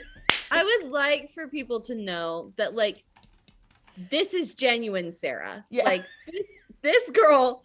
The energy does not change. No. It is constant. Like it's very easy to think that this is some kind of online personality. It's not. It's just her. Okay, wait. Amber just brought something up, and I have to bring it up because I lost it. I called like 5 people, and I need to talk about this. The freaking dagger. Okay.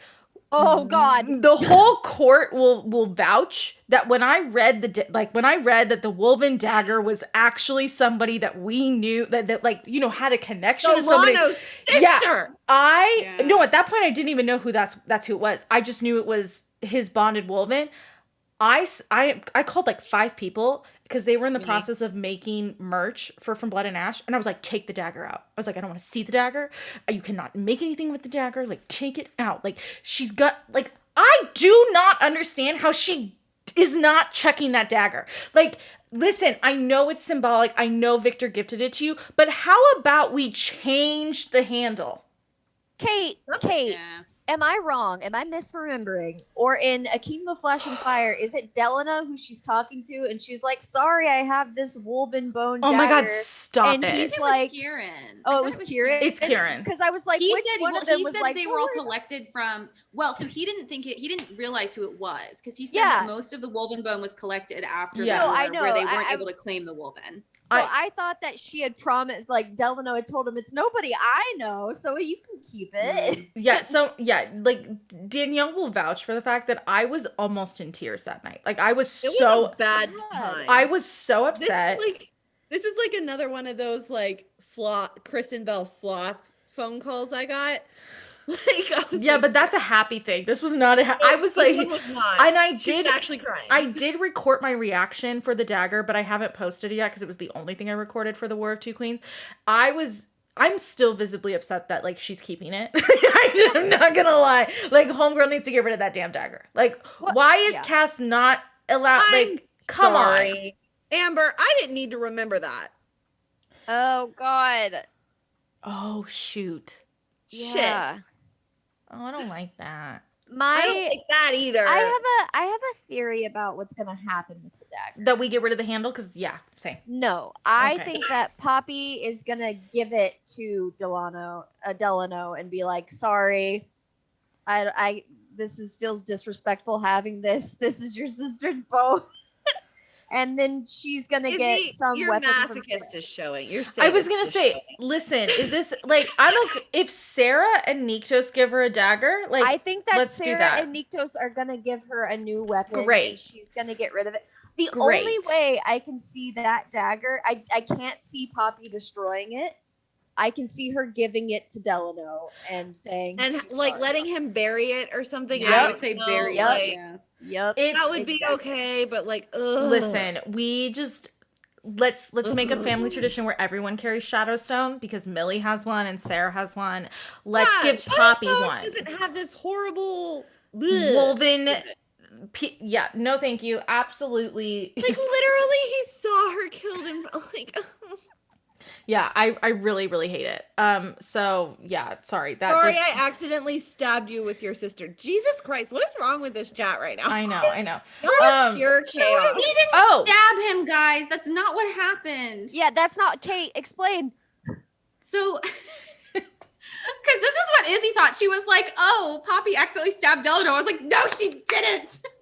She chucked the dagger, and then Isbeth like threw her power out, and the dagger came flying back, and Delano like protected her, and then it hit him, and she was like, "Wait, what's happening?" And then realized Delano was like dying and then dead, and I'm like, what? I reread it like 6 times, guys, because I was bawling my eyes out. So I know. And then she spoiled it for me. Yeah. Well, to be fair, you were like 3/4 of the way through, and then you went MIA for like 3 days. So I figured you were done. Why did I go MIA for 3 days? Oh, it was a wedding. Yeah, you had like an actual wedding.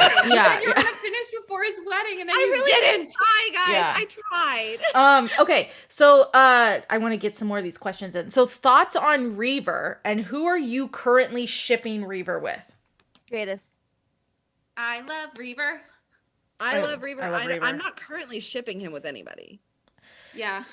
I mean, not that I don't think he deserves love. Like, I think that I will probably ship him with somebody. I haven't found somebody. I mean, the question specifically is asking Sage or Jadis. It's one of the two. I can tell you that much. I shouldn't say I'm shipping. I'm predicting it's gonna be Jadis. I think it's going to be Jadis as well. Just for like the issues with like the dragon blood and the lifetime. Yeah, definitely. I would say Jadis. I was just gonna say one of my favorite things about Reaver, and this is again when the millions of people asked all of us about should you read a site or not. If you did read a site, Reaver's responses were hysterical to you because he was so like skirting around it in a way that I was like, Reaver, I get what you're doing. Like, stop it. Like, it was like, so much fun. Know that? And yeah. Like, my guy, do they look like they know anything? Yeah. Reaver was, someone's like, anyone else annoyed that she immediately killed 16 Drakens? Yes. Yes, that was one of the things I meant to mention and things I didn't like. Like, what was Yes. the point? Why'd she even wake them up? I think it was to shock us, honestly. Like, but it didn't. There was no emotional impact because we didn't know them. I don't think it was a good choice. I think it was supposed to be an. It would have been better if it had been later. Yeah. Okay, I mean, not better, but you know what I mean. No, I know what you mean. The stakes didn't feel very. We like when there's lots of death. We like the death. Mortal peril. Okay, wait. Someone asked this question. I'm not 100% sure. So it says, did I miss something about why Poppy didn't know about the blood trees in the War of Two Queens? When Cass told her why the blood trees were there, it was because of Malik. I think she knew the entire time. No, in the War of Two Queens, specifically, they were walking through, or was it the War of Two Queens? When they were first going, no, it was in a court, oh, Jesus.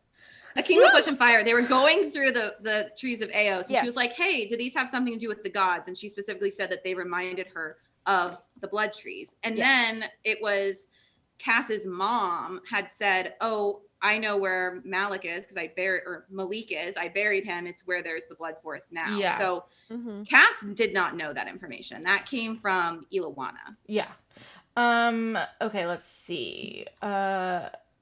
Since this is interesting. Since Millie smells different, do you think that she still has some powers even though she is possibly a revenant? I think she could.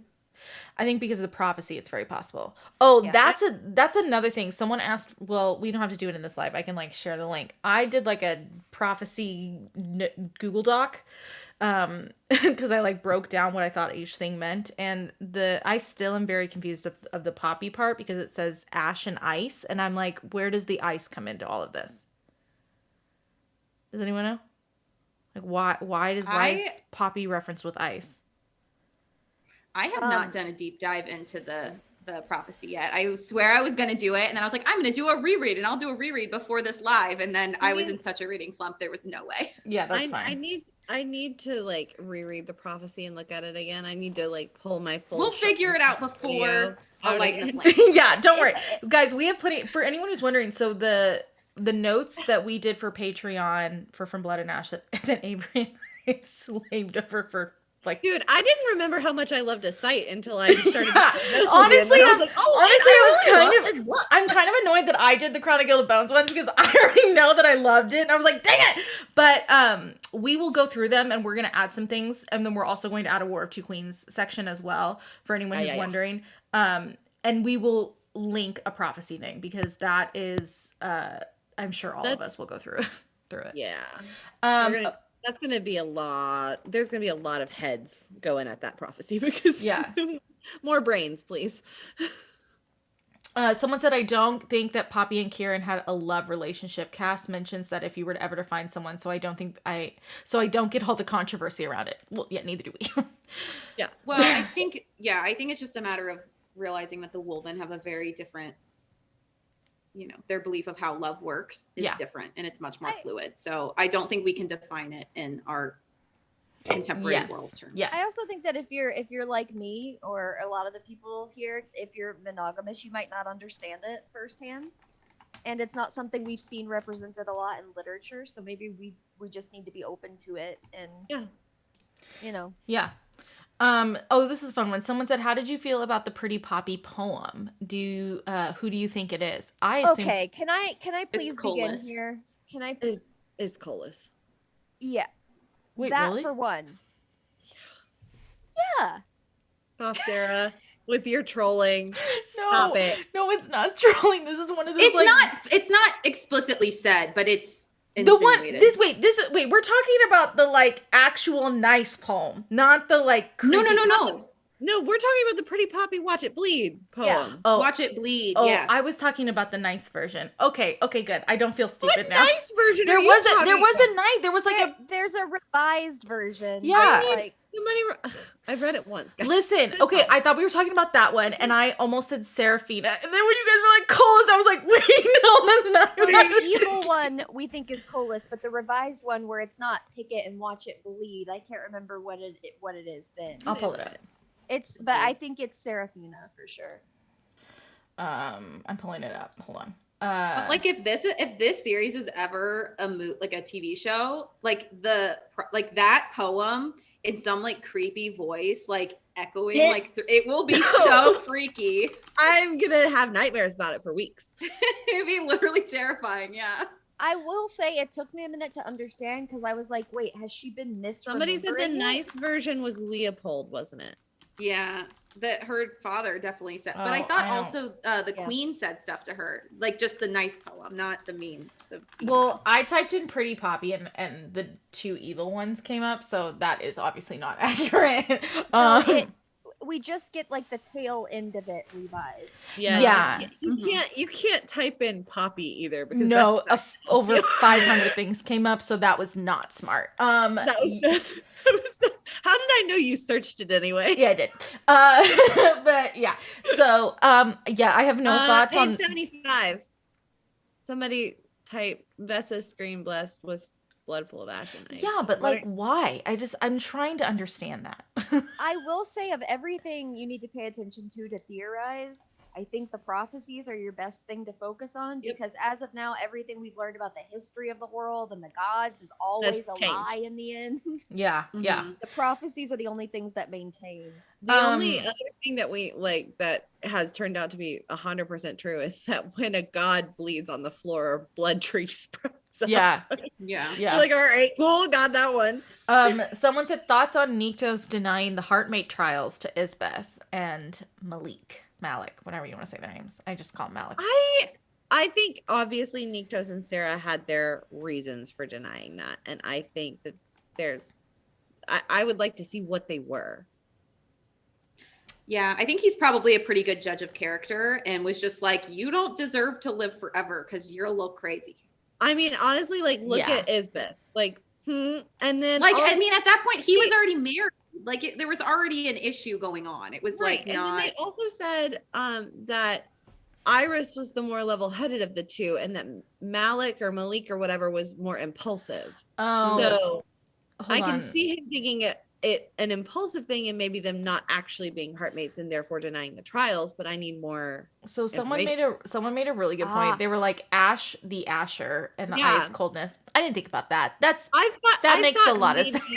I thought maybe Ash had something to do with Niktos, but I didn't connect the ice, so I didn't say anything. Thank you, Belle, for that because I was a little confused. So much appreciated.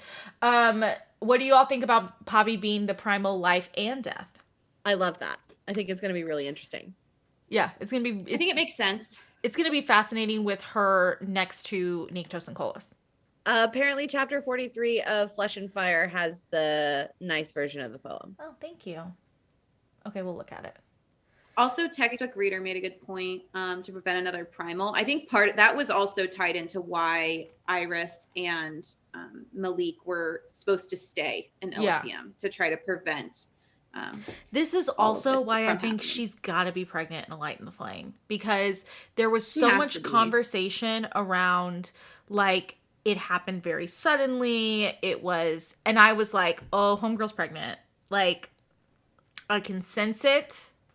And I know this is controversial, but I love a pregnancy trope. So like, I'm here for it.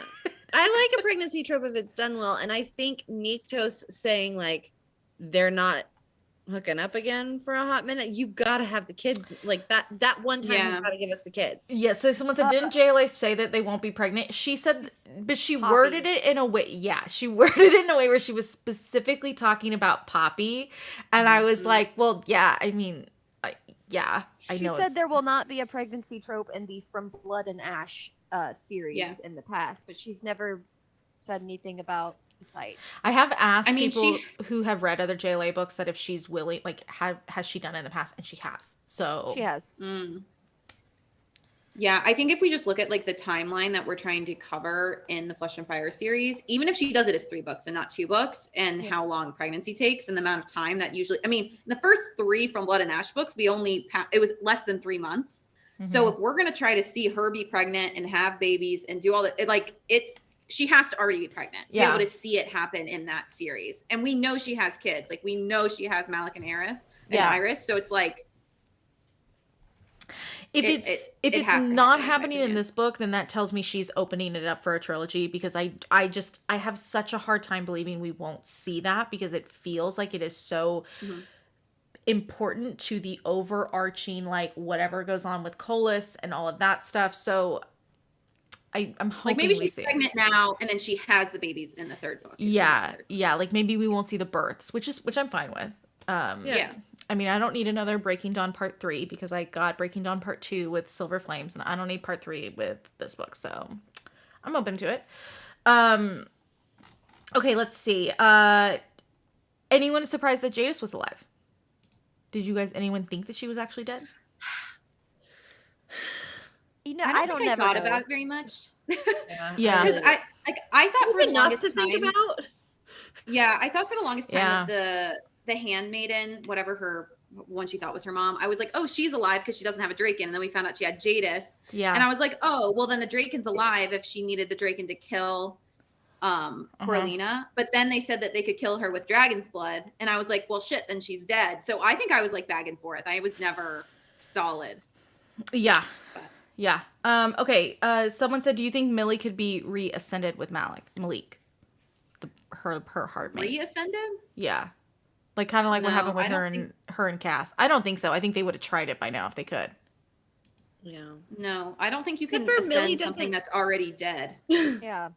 I mean, Well, Millie- she's yeah. basically in a site like dead, basically. Also, Malik, Prince Malik has said that Millie doesn't know that she's his mate.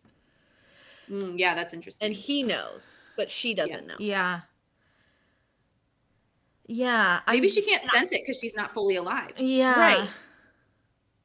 Ooh, that's like a rhapsodic thing. That was one of my favorite parts. It just is like a quick yeah. little...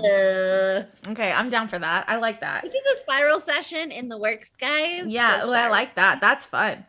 I think someone said I think it'll be very interesting to read the character arcs of Iris before his torture and how he's changed after. I agree. He's a character I am very curious to see. Like I think all of us assumed that the consummation of Poppy and Millie was not consensual. I think we all assumed. I assumed that. I just totally did. Yeah. I was not surprised to see that it was, but it's consensual. You're trusting the words that came out of Isbeth's mouth. I'm like consent. I put this in quotes. I can see it being hate sex and then regret. The first time. Not the second time. Yeah. The second time I'm very curious about. I don't know why, and maybe it's because of Leo. I just assumed that she was like I assumed that he was like very like peaceful and like calming, and now I think that is not true about him at all. And I'm very, very curious to see his personality. I love that you thought Poppy and Millie's father was peaceful. I did. I always did. Well, obviously before Millie, but like I just imagine him as like this old kind soul. Once I knew it was Iris. I really feel like, I mean, I get Isbeth's crazy, but you're looking at Millie and Poppy. I know. Their tempers. I know. Well, I just so cold. I think that's what makes him such an interesting character, because we really don't know what to expect from him. We get like a sense. He obviously was kind of like, not pun intended, the golden child of the two. Like he was the more level-headed. He was there. We do know that about him from Nectus, I believe, is the one that explains it a little bit. Maybe it's Reaver. One of them explains it. And so I'm very curious to see like his take on all of this. Also, like I love when Nectus is like, let's go get him. I'm like, yeah, let's go. Like, the book's over. Okay, got it. All right, so we're not getting Dad back. Okay. Like, I was a little bummed about that, but that's okay. Okay. When Millie disappeared and then Callum disappeared, do you think she went after him, or do you think she was taken by him, or do you think she just ran off on her own? I think that she just ran. I think that she is out to save her number one, and she ran. Yeah. Do you think Colas has her? Does anyone think that Colas could potentially? No, I don't think so either. I think with Millie, it's interesting because I think that like she knows that Poppy knows. And I think she doesn't know what Poppy is going to do with that information. Yeah. And she'd rather just be gone. Yes. Yeah. Completely. Even if she tried to help Castiel, even if she tried to pass along information, it doesn't matter. She doesn't know Poppy, and she doesn't know how forgiving Poppy is, and she is going to look out for herself. Yep. She's also been kind of like enslaved for forever. Yeah. And Isbeth has died. So I think that, bye. You know, like our favorite quote says, she pieced out. Oh my God, is it? I'm sorry. Please don't. Oh my God. I'm really proud of you for doing that. That was bravo, honestly. There's that second city education. There's that second city education.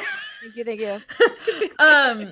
Do you think that the end, when they bring did you think at the end when they brought Malik to Isbeth that they were walking into a trap? Did you expect her to do the action in which that she did? No. The order? No. What she did? Absolutely not. Did I expect it to be some kind of trap? Absolutely. 1000%. I was like, this is not good. This was the one thing that I was a little confused about because, I got it, but plot wise, I was like, so they did the join. They always planned on doing the joining. And I personally felt like before I got the War of Two Queens that they were going to do the joining regardless because Kieran was going to want some sort of connection to Castiel again. That was just like mine. And then obviously at the end you realize that they're doing it because Kieran's life is in danger. And I was like, okay, that's fine. Like I get it. Like, but then they do the joining. The mark disappears from him. Why did we still go get the casket? Why didn't we just take it straight to Nectus? Well, because they weren't sure that it worked. I know, but and when they brought Malik, what's his face? Kalam, whatever, reverse juju the situation, and something came out of his arm. So we'll never really know if it acted. That's fine. And I get, I kind of got that sense. But to me, I was like, okay, so you prevented it. You believe you got an answer from it. I would have assumed you had a little bit more time, and I would have gone straight to Nectus and been like, this is what he did to Kieran. Do we still need to go back? Like, what? They didn't have enough time. The mark is gone. I think what Sarah's trying to get at, though, is from a writing standpoint, it might have just been a better idea to be like, hey, we don't know what we're going into. Instead of doing this Kieran curse thing, we could have done let's make sure we're as prepared as possible given what happened last time and do this joining rather than this thrown in, there's a poison in Kieran. I think that's my problem. I think it was specifically something, it feels like it was added later. Like she was like, oh shit, I need to add this to try to mitigate the people that didn't want the joining. She was trying to put something in there that would force the joining, which in my opinion made it I didn't like that as much because I wanted the three adults to go together, consensually say, I want this connection, and have it do that without an outside force. Yeah. But I think she felt she had to include that in order to try to stop some of the people that were like, I don't want it. Right. And I think for me, it was just I think Poppy, Cass, and Kieran are for the most part very smart characters, and it didn't feel smart that after they did all of that, after they've gone through all these conversations, just to do exactly what Isbeth wanted and walk right on in that room without some sort of plan or some sort of backup. That was the problem I had with it. I think if we didn't have this whole Kieran aspect, like you were saying, Kate, I think it would have been fine, but I just wish that little plot was kind of wrapped up a little better so it made more sense for them just to go walk right into Isbeth. That was the issue I had. Yeah, I mean, even her keeping Kieran or Poppy learning Millie's her sister and Isbeth holding Millie. Yeah. There should have been something else. I didn't care for the Kieran's poisoned bit. So I want to comment on what Jamie just said. Okay. In the chat. So she says that Isbeth, why would Isbeth want Malik at this point? And I think it literally was to save Poppy. Yes. She had tried to ascend Millie in order to complete this prophecy and raise Colas to get her great revenge. And because Millie failed at the ascension, then she needed to have another daughter. That was Poppy. She at this point thought Malik was dead. She thought that wasn't even a choice. So when she found out Malik was still alive and basically living in this, he's barely alive. So her thought process was, well, I don't want to kill my daughter. I love my daughter. And Malik has basically been dead for hundreds of years. I'm just going to kill him and fulfill the prophecy without having to lose my daughter. Yes, exactly. So that's why she wanted Malik. And that was, you could tell it was like I didn't realize it was such a last minute plan until she like kind of explained some of that. Yeah. It was, that was, okay. All right. I'm glad I got that She was a little right. manic. Yeah, I'm glad she was a manic. I'm glad I got that. I'm glad I got that part right because I was a little confused.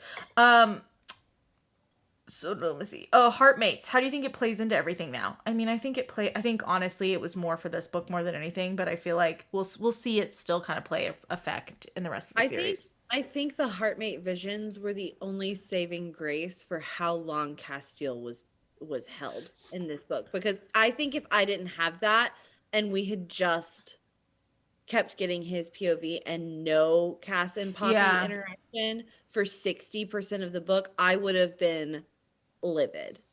So I do think it's good that we had the visions, but also I didn't, like, we talked about this prior to our other lives. I didn't think there was any way in hell she was getting cast back in the first half. No, there's no way. Not with the pacing of her other books.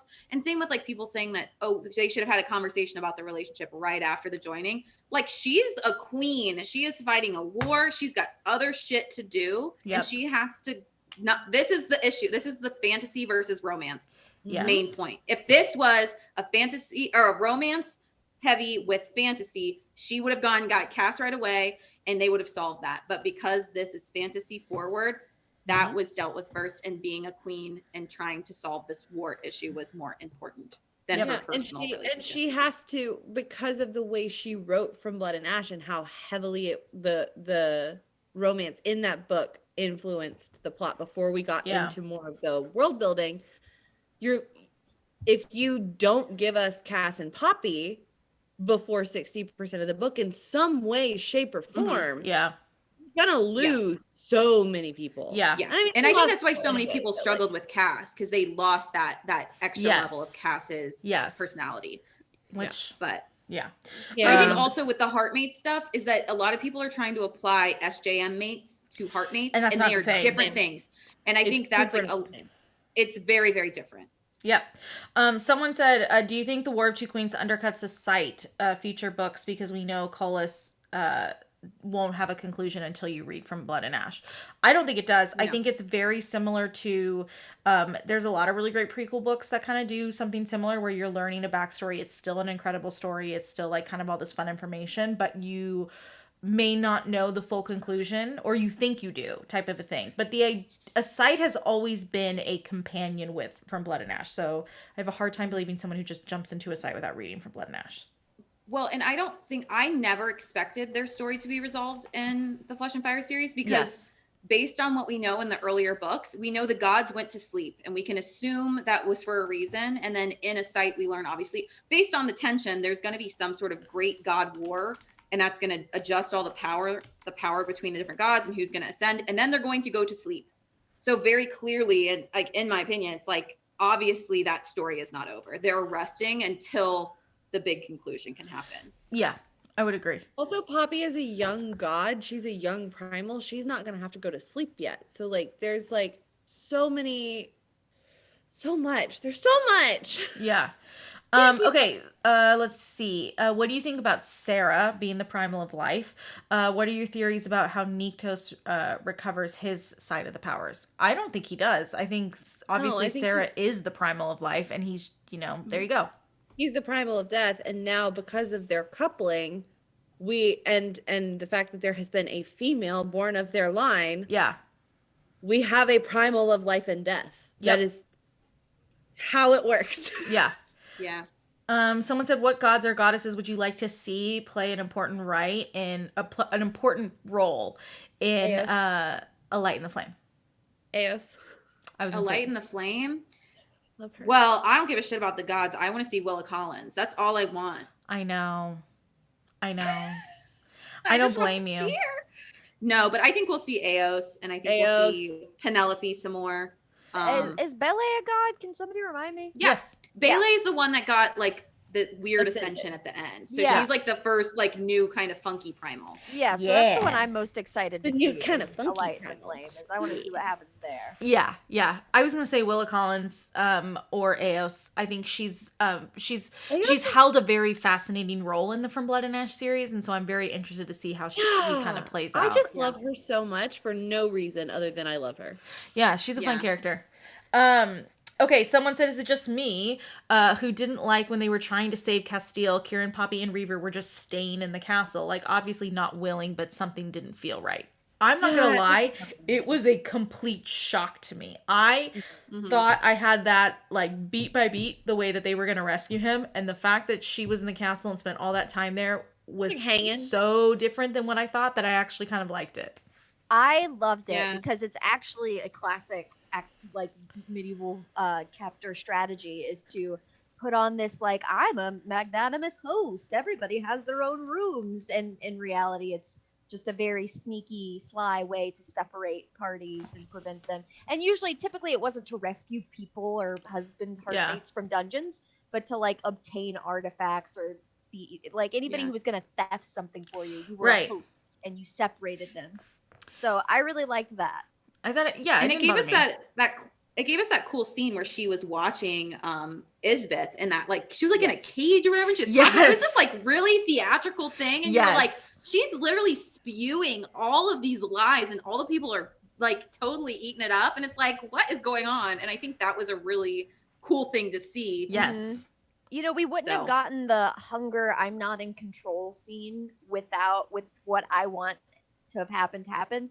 But I was kind of hoping that Cass would try and play the political game, and then him and Poppy would have to organize, like... I was hoping he would too. Yeah, but then we wouldn't have got the neat bloodlust scene, so it's fine at all. I didn't love the staying in the castle thing. I'm just going to be like the... Well, it's okay. Most people in the comments are agreeing with us, so it's fine. Okay, cool. So you'll speak for them. So I think that the idea was a great change of pace, and I think it was something I wasn't expecting, which was really good as a reader to kind of be shocked by it. However, I like Mortal Peril because I almost always can guarantee myself a happily ever after. And like I'm like, all right, I'm good. Like, this is fun for me. I was unsettled that entire time and anxious, and as a reader I don't like that. So I'm sitting here like, okay, so what's happening with Castile and what's happening with Millie, and why is this happening, and why are they separated, and I don't like this, and like it was like a whole thing for me. So no, I did not like it. Do I think it was interesting? Yes. Did I like it? No. That tension she created and you made them get it coming back together so much better. It did. No, like that tension. Yeah. No, I was already screaming at the end of The Crown of Gilded Bones. I didn't need help. Yeah. I didn't need help. That emotion tells me it was a good thing that she wrote that in. Yeah. It brought a strong emotion forward. I was going to say, like, I don't need to be a more emotional person than I already am. You don't need any more anxiety. Okay. No. However, I will say, like, it was fine. I liked that it was not what I was expecting, which I think is what I liked. But my favorite was the way it went down when they found out that Malik was the Dark One, and everyone just went quiet, and it was like the piecing together. I was like eating that whole scene up. Now that was fun, but at least Poppy and Cass were together again. I loved Reaver and Kieran just like watching that, but also like, did Malik never actually explicitly said that he was the Dark One? No, he did. So I think, did he really? Did he really? Was he the did. Dark One? Yeah, he straight up did. And then Castile, I thought he said he was the one who was there, but I didn't realize he said he was the Dark One. I think he said. I don't remember, if I'm going to be honest. If he doesn't say it outright, it's heavily implied enough to because they say, "Are you the Dark One?" And he does respond, "Yes." Okay. And then, I didn't think he explicitly said it, but then the myth, and it's great. Well, it's the way that whole scene played out, especially because it was like well, hold on. Like, before we kill him, before we do all this stuff, like, whoa, time out. Like, everyone take a chill pill. I think Avery called me when I was in the middle of it. And I was like, I can't talk. Like, everything is going down right now. And it's so good. And it was a real treat. And I would agree, Reaver and Kieran's, like, interactions in that scene were incredible. Cass's feelings, Poppy's feelings, and that, like, everything about it was just. Cass compelling him to, like, yes, was he gonna kill him? That was a great scene. Yes, I love that. And then Poppy's like trying to talk to him, like she's like stop it, and he's like, what do you mean stop it? Like, it's so good. It was so good. But can we have a moment of silence for the hosts? Oh well, I mean that was after. I'm talking about the physical moment. I know, but like the poor guy. That was, what was sad about that, the thing that I think really tugged at my heartstrings, and it was similar, I think Victor had a similar thing, was like the conversation about the future and the conversation about like them wanting one day to go to Atlantia and all of that stuff. Like that was sweet. Then they're like actual death. Yeah, well, that didn't surprise me.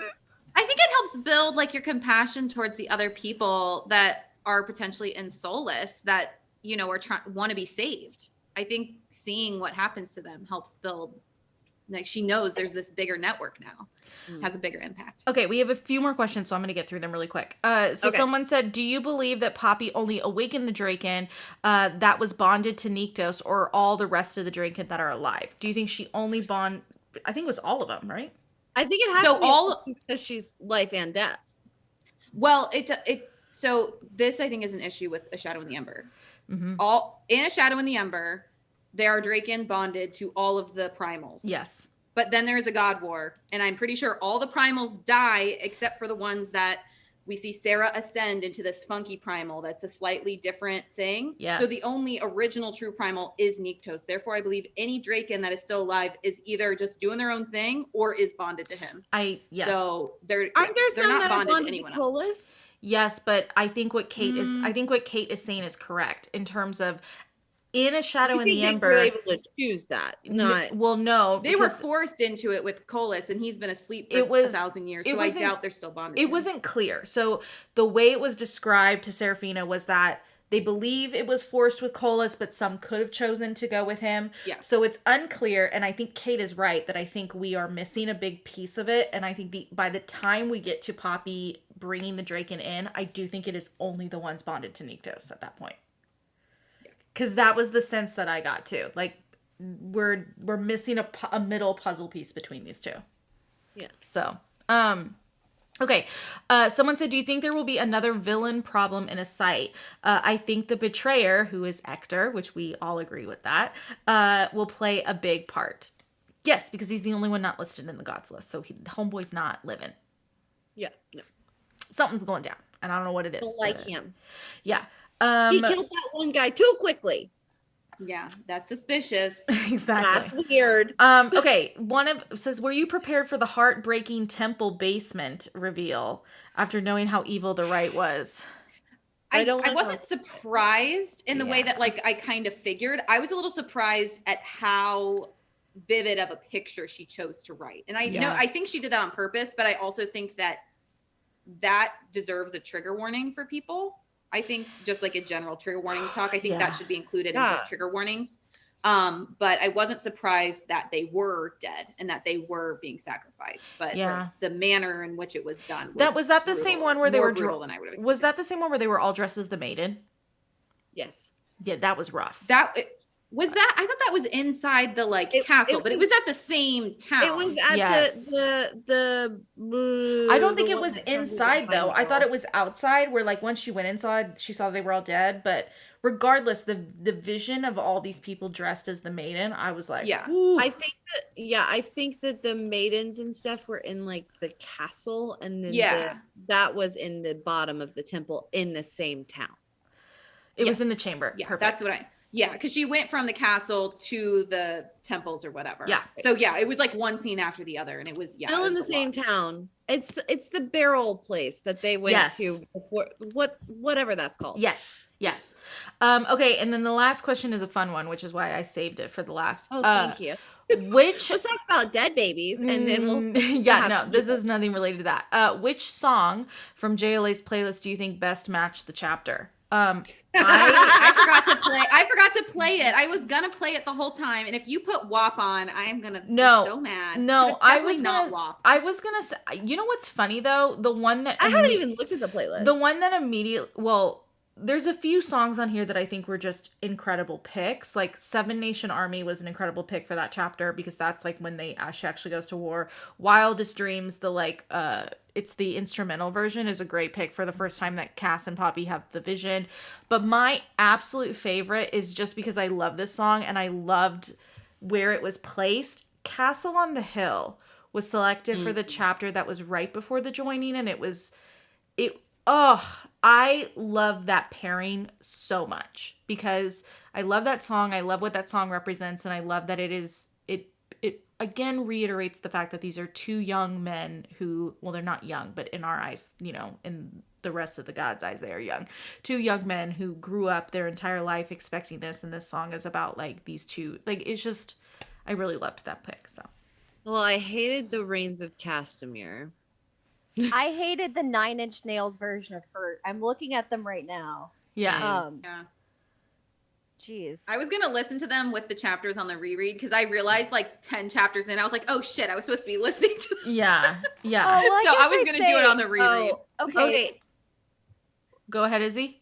I was gonna say the Castle Winter's War for chapter 28. Yeah.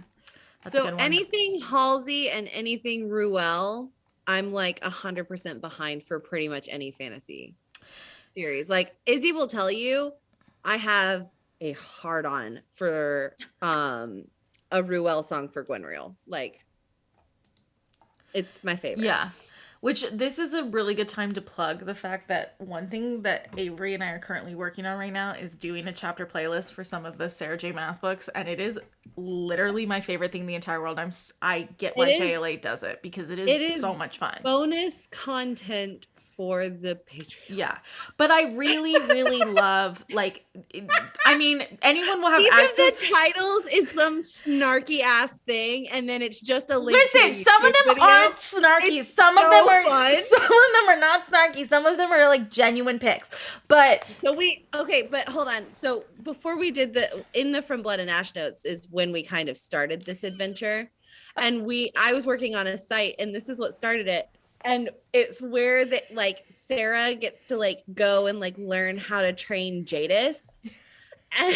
And Reaver's just kind of like walking around or whatever. And I put the like how to train your dragon, like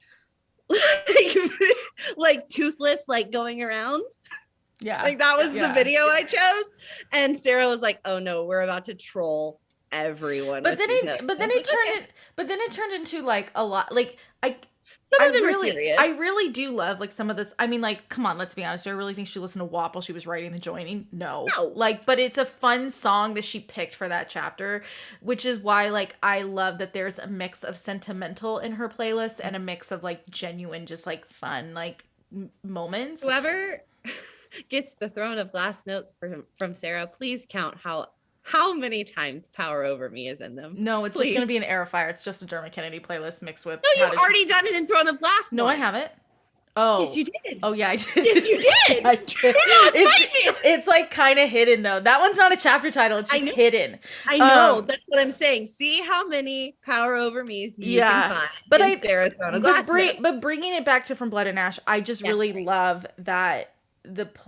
I didn't notice until this one came out, and I kind of got a chance to really look at the playlist. Like, she picks such great songs, and I would agree with Kate. Like, it's a fun reread to like go through some of these songs. Izzy, I just saw your note in the... Oh, are we talking about... Okay, well, here. No, Izzy's over here. She goes, I'm gay alert. I love Halsey. I'm like, same. Yeah. Yeah. Oh, which one writes... Okay, well, just before we talk about the Gwenriel fanfic, because I do want to quickly talk about it, but any last minute comments, thoughts, anything you guys want to say about the War of Two Queens before we totally end this conversation?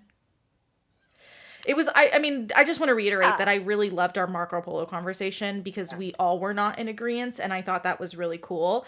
Again, they are private conversations, so like I know I keep teasing them, but I do want to reiterate that like it was I'm just gonna be honest, it was disappointing to see some of the videos, whether they were friends of mine or not, on TikTok, and the way they the way they portrayed their opinions. Some of them were very graceful and understanding, and we may have had differing opinions, and I totally respect that. Some of them were not. And you know, that is your prerogative, that is your opinion. But I was really, really happy to see our group of people, one, not bash each other. I mean, we definitely tease each other, but also just have such great, respectful conversations. And that was a real joy. So I just want to, there are actually good, reasonable people in the book talk community. And I do my best as one of the people who puts these groups together, like to vet, because I don't think it is fair to have negative opinion or that. So just want to, we can be grown ass women. What a shocker. Yeah. So. I personally feel like in the future, if a book comes out that you know people don't like, books, just like a lot of other things, are art, are forms of art. Yeah, art is open to interpretation, and it's not fun to tell people that they've interpreted art incorrectly or to weaponize things that shouldn't be weaponized. Just enjoy the book, and if you don't like it, put it down and read something else. Yeah. Don't use real word triggering terms that's ridiculous. Don't do that. That's called weaponization, and it's not cool, and that's not why we're here. Yeah. And so I will stick with my 3.5. It was not my favorite. It was my second to least favorite, but I still enjoyed myself, and I will definitely be continuing on because I want to see if she can execute. If she does this thruple, I want to see how it's executed. Yes.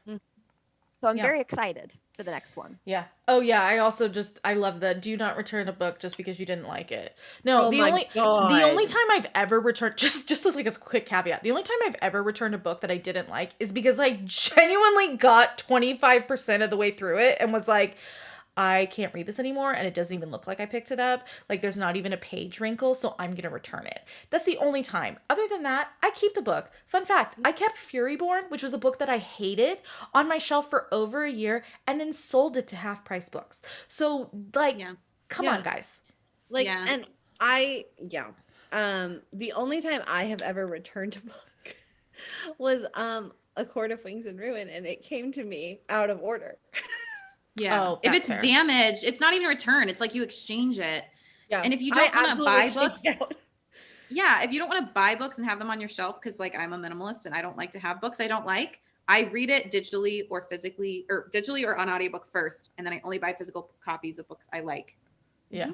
It's that easy. And you don't return the Kindle book. You keep it. It was like $5.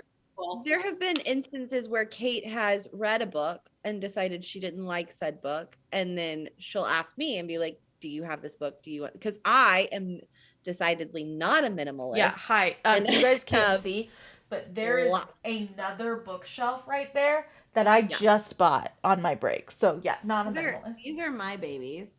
Like, and it just keeps getting worse.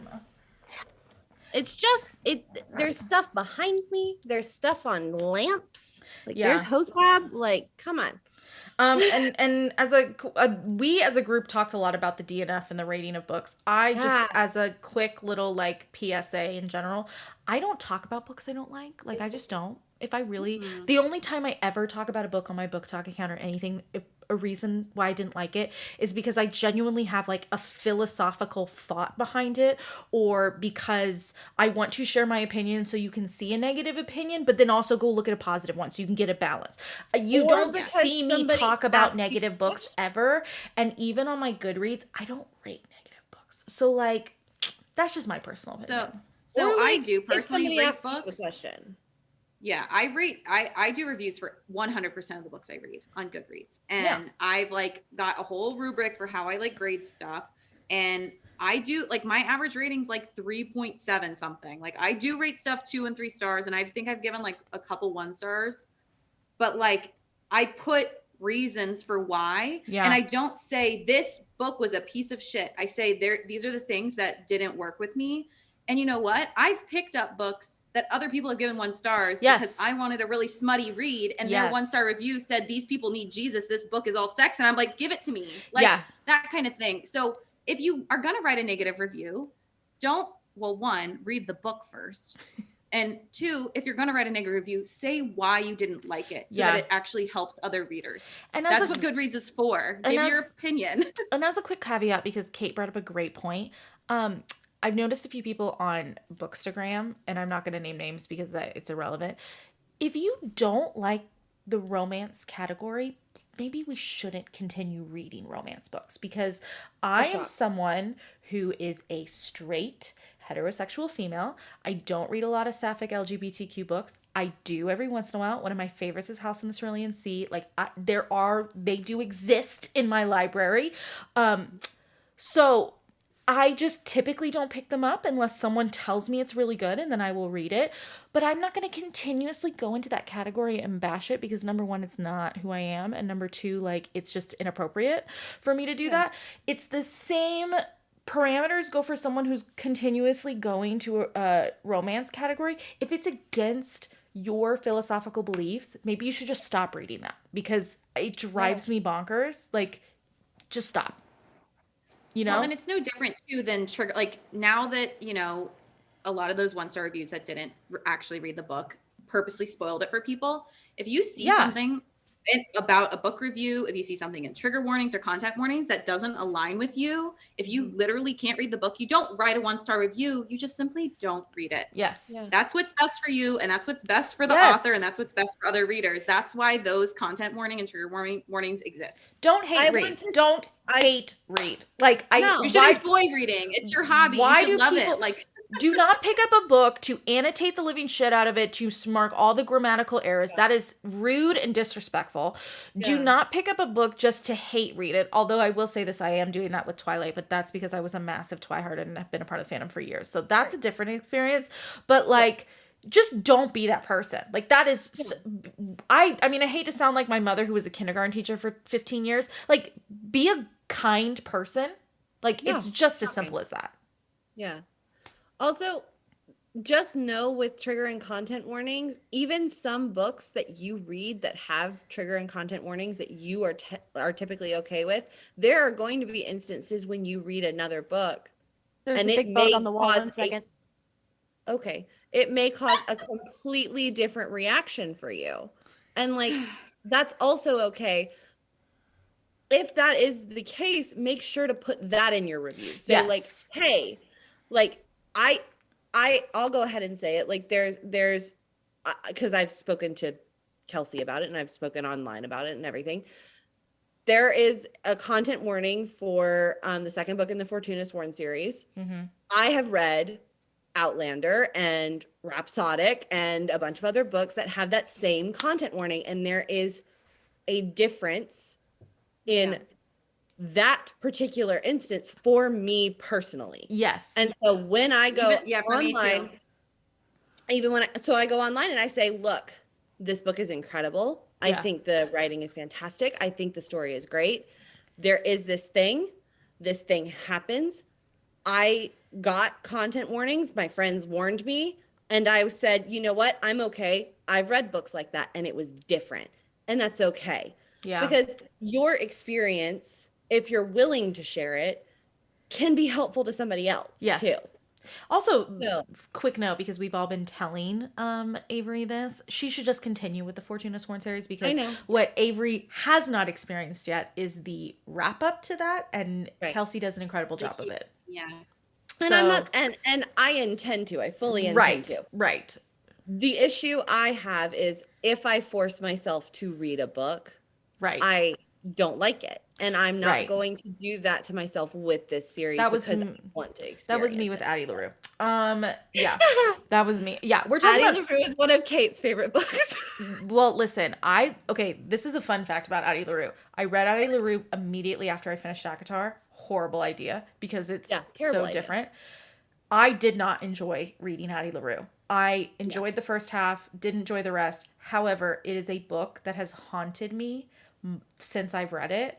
And I think that is why it slowly moves up to my favorites, because I read it at the wrong time, but I now can go back and appreciate it. Yeah. I tried tried to be in the right mood, and I totally respect like that people don't like it. And even for me, I'm one of those people where it's like certain books like that, like even like Song of Achilles, I didn't jive with. Like a lot of books like the way Invisible Life of Addie LaRue is written, like if you looked at the other stuff I love, you would say there's no way Kate would like this book. And it made me cry so hard, and I couldn't stop thinking about it. I had to I absolutely. It's Addie LaRue for me it was like right book, wrong time. So I tried to read it between finishing Akafas before Silver Flames came out. No, I was gonna say not a vibe. Not a vibe for your girl. I'm I have to read it after. Textbook reader. I'm with you. I was Team Luke the entire time reading Addie LaRue. So just want to throw that out there. Okay, so I know we kind of wrapped up the Word Two Queens. I just want to quickly, because people I saw were talking about it in the comments. Number one, someone wants a mom reveal. My mom will not go on camera. I have tried. Her mom is the best. Though. She will do it. TikTok lives. Let me talk to her. TikTok lives alone like stress her out. I got her to do like 2 with me, and she like sweated the entire, like she was not having it. But I just want to, because people were talking about I'm a big fanfic reader. I have been a fanfic reader. I always talk about the fact that I stopped reading after I finished Allegiant in 2013 and didn't pick up a book until A Touch of Darkness in 2021 or in 2020. So in the middle, I was just reading fan fiction. I do love a good Sarah J. Maas, and I have some good From Blood and Ash Rex as well. But I found Izzy because of her Gwen Real fanfic. So if you have not read A Chord of Light and Melody, I always feel like I'm going to say that wrong. To the point that's the big one. That's the big one. That's a really good one. It's complete, so go read it. Also, A Chord of Smoke and Shadow. Yeah, She's but got one shot. Next week she is releasing her new fanfic, which is based off of Outlander, the witch trial scene of Outlander, and it is so good. We've been beta reading it, and so it's been a real fun. So if you are a fanfic reader, I will definitely If you go to, first you should go to Izzy's TikTok, because she has received beta reading reactions from both myself and Taylor, and has made videos of our reactions. I don't send videos. I just send text messages. But the text message in the middle of mine is from Sarah. Yeah. So, but I just wanted to quickly throw that out there for anyone who, if y'all ever have a fan fiction question, I like to brag, number one, that I'm such an OG fanfic reader that I did not understand the term spicy, because I know what lemons are. So if you know what lemons, like the actual definition of lemons on the internet, you're an OG. I also love to say that at 13 years old, I read Masters of the Universe, which, by the way, is the original 50 Shades of Grey before it was taken off and turned into 50 Shades of Grey, which is why I put my book club at 18+, because I, at 13, should not have read that. So, so if anyone is curious, that's what it is. We have a fan fiction section in the Discord. We're actually in the process of building it out and making it really kind of cool for every readers, doesn't matter. So you guys will get some great recs. I know there's a huge Hermione community, so we'll have a Hermione section, we'll have a Sarah J. Maas section, we'll have a From Blood and Ash section, because there is some great From Blood and Ash fanfics, and I am happy to send them your way. So just want to quickly put that out there. Where can I read them? On her page. Yeah, if you go to Izzy's TikTok, right? It links it. Yeah. If you also search A Chord of Light. I would like for you to know that her fanfics are not only linked in Izzy's bio, but they're linked in Sarah's bio. And they're not linked in mine. They're not linked in mine. They're on her Discord in a list of fanfics. No, but I just took that down. Because we're revamping it. Okay, so that's you can Izzy's profile or mine. Yeah. Don't go to mine right now. Mine will have all my fanfics, because I have a ton. But But yeah, so if anyone is... Also, if you'd like to see me cry over Izzy's fanfic, that's also on my TikTok. Yeah. And then the other quick thing I want to quickly throw in here.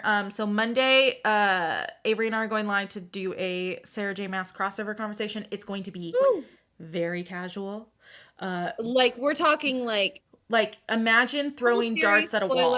But we're just gonna be throwing like spaghetti noodles at a wall and hoping something That's sticks. essentially what we're doing. So like, don't think you're coming into it. Like we do have some solid ones. Some of them we're saving, but like some of them we are not. So we will literally just be like, collar, throw it. Is it fit? What does it do? Oh my God, that happened last night. I was literally just like sending her websites. Like, does this work? Does this work? Does this work? So you'll kind of see the inner workings. Live on YouTube. So we'll go live on TikTok like we usually do to just kind of hype you guys up, and then we'll move over to YouTube because it'll be saved there. And then just someone put up a really cute note. They said, I wanted to appreciate your Discord for having a respectful discourse. Yeah, let me tell you, that's what Discord is called. It's Discord because of discourse. Don't put up with assholes. It's also really cool how we can have differing opinions on fictional characters. Yeah. And be respectful. Although if you come in and talk about the Karen Ann Bond for Crescent City, I will rip you a new one. Just know that right now. That coming in and talking about the Karen Ann Bond being in Crescent City is disrespectful. So it's going to be met with disrespect. Do we have any timed lives for the next From Blood? I mean, I'm assuming this means lives. We'll have some lives for. I think they're wondering when the next books are coming out. Oh, A Light in the Flame comes out in November, right? November, and she's keeping, I believe, a 6 to 7 month release schedule. So we should be expecting more books following. That's a lot of writing. Yeah. Yeah. Someone just got there. Oh, yeah. And for anyone wondering, because this was a massive debate over the past few days, the Sarah J. Maas reread will start in August. So do not expect it will start any sooner. It will start in August. There's a reason it's starting in August. So hold. And we promise it's like a solid compromise, and it's literally going from August until March of 2023. So cut us some slack, guys. It is a I had a temper labor tantrum of love. So okay, it's all right. A labor of love, and I'm gonna try to keep Sarah sane. Yeah, I'm already rereading Throne of Glass. It's not going. That is a unrealistic undertaking, and I wish you the best. And I look forward to all the phone calls we'll get at 3 a.m. Thank you. I mean, you already have. I've gotten to the first Nehemia chapter. It's not going well. So, all right, I'm playing some music. I'm exiting us out, but thank you all for hanging out with us. We appreciate it. They're gonna hear you, by the way. We know we're on, okay? But we'll turn it off. Don't worry. Okay. Oh, I hit the wrong button. Bye. Yep. There we go.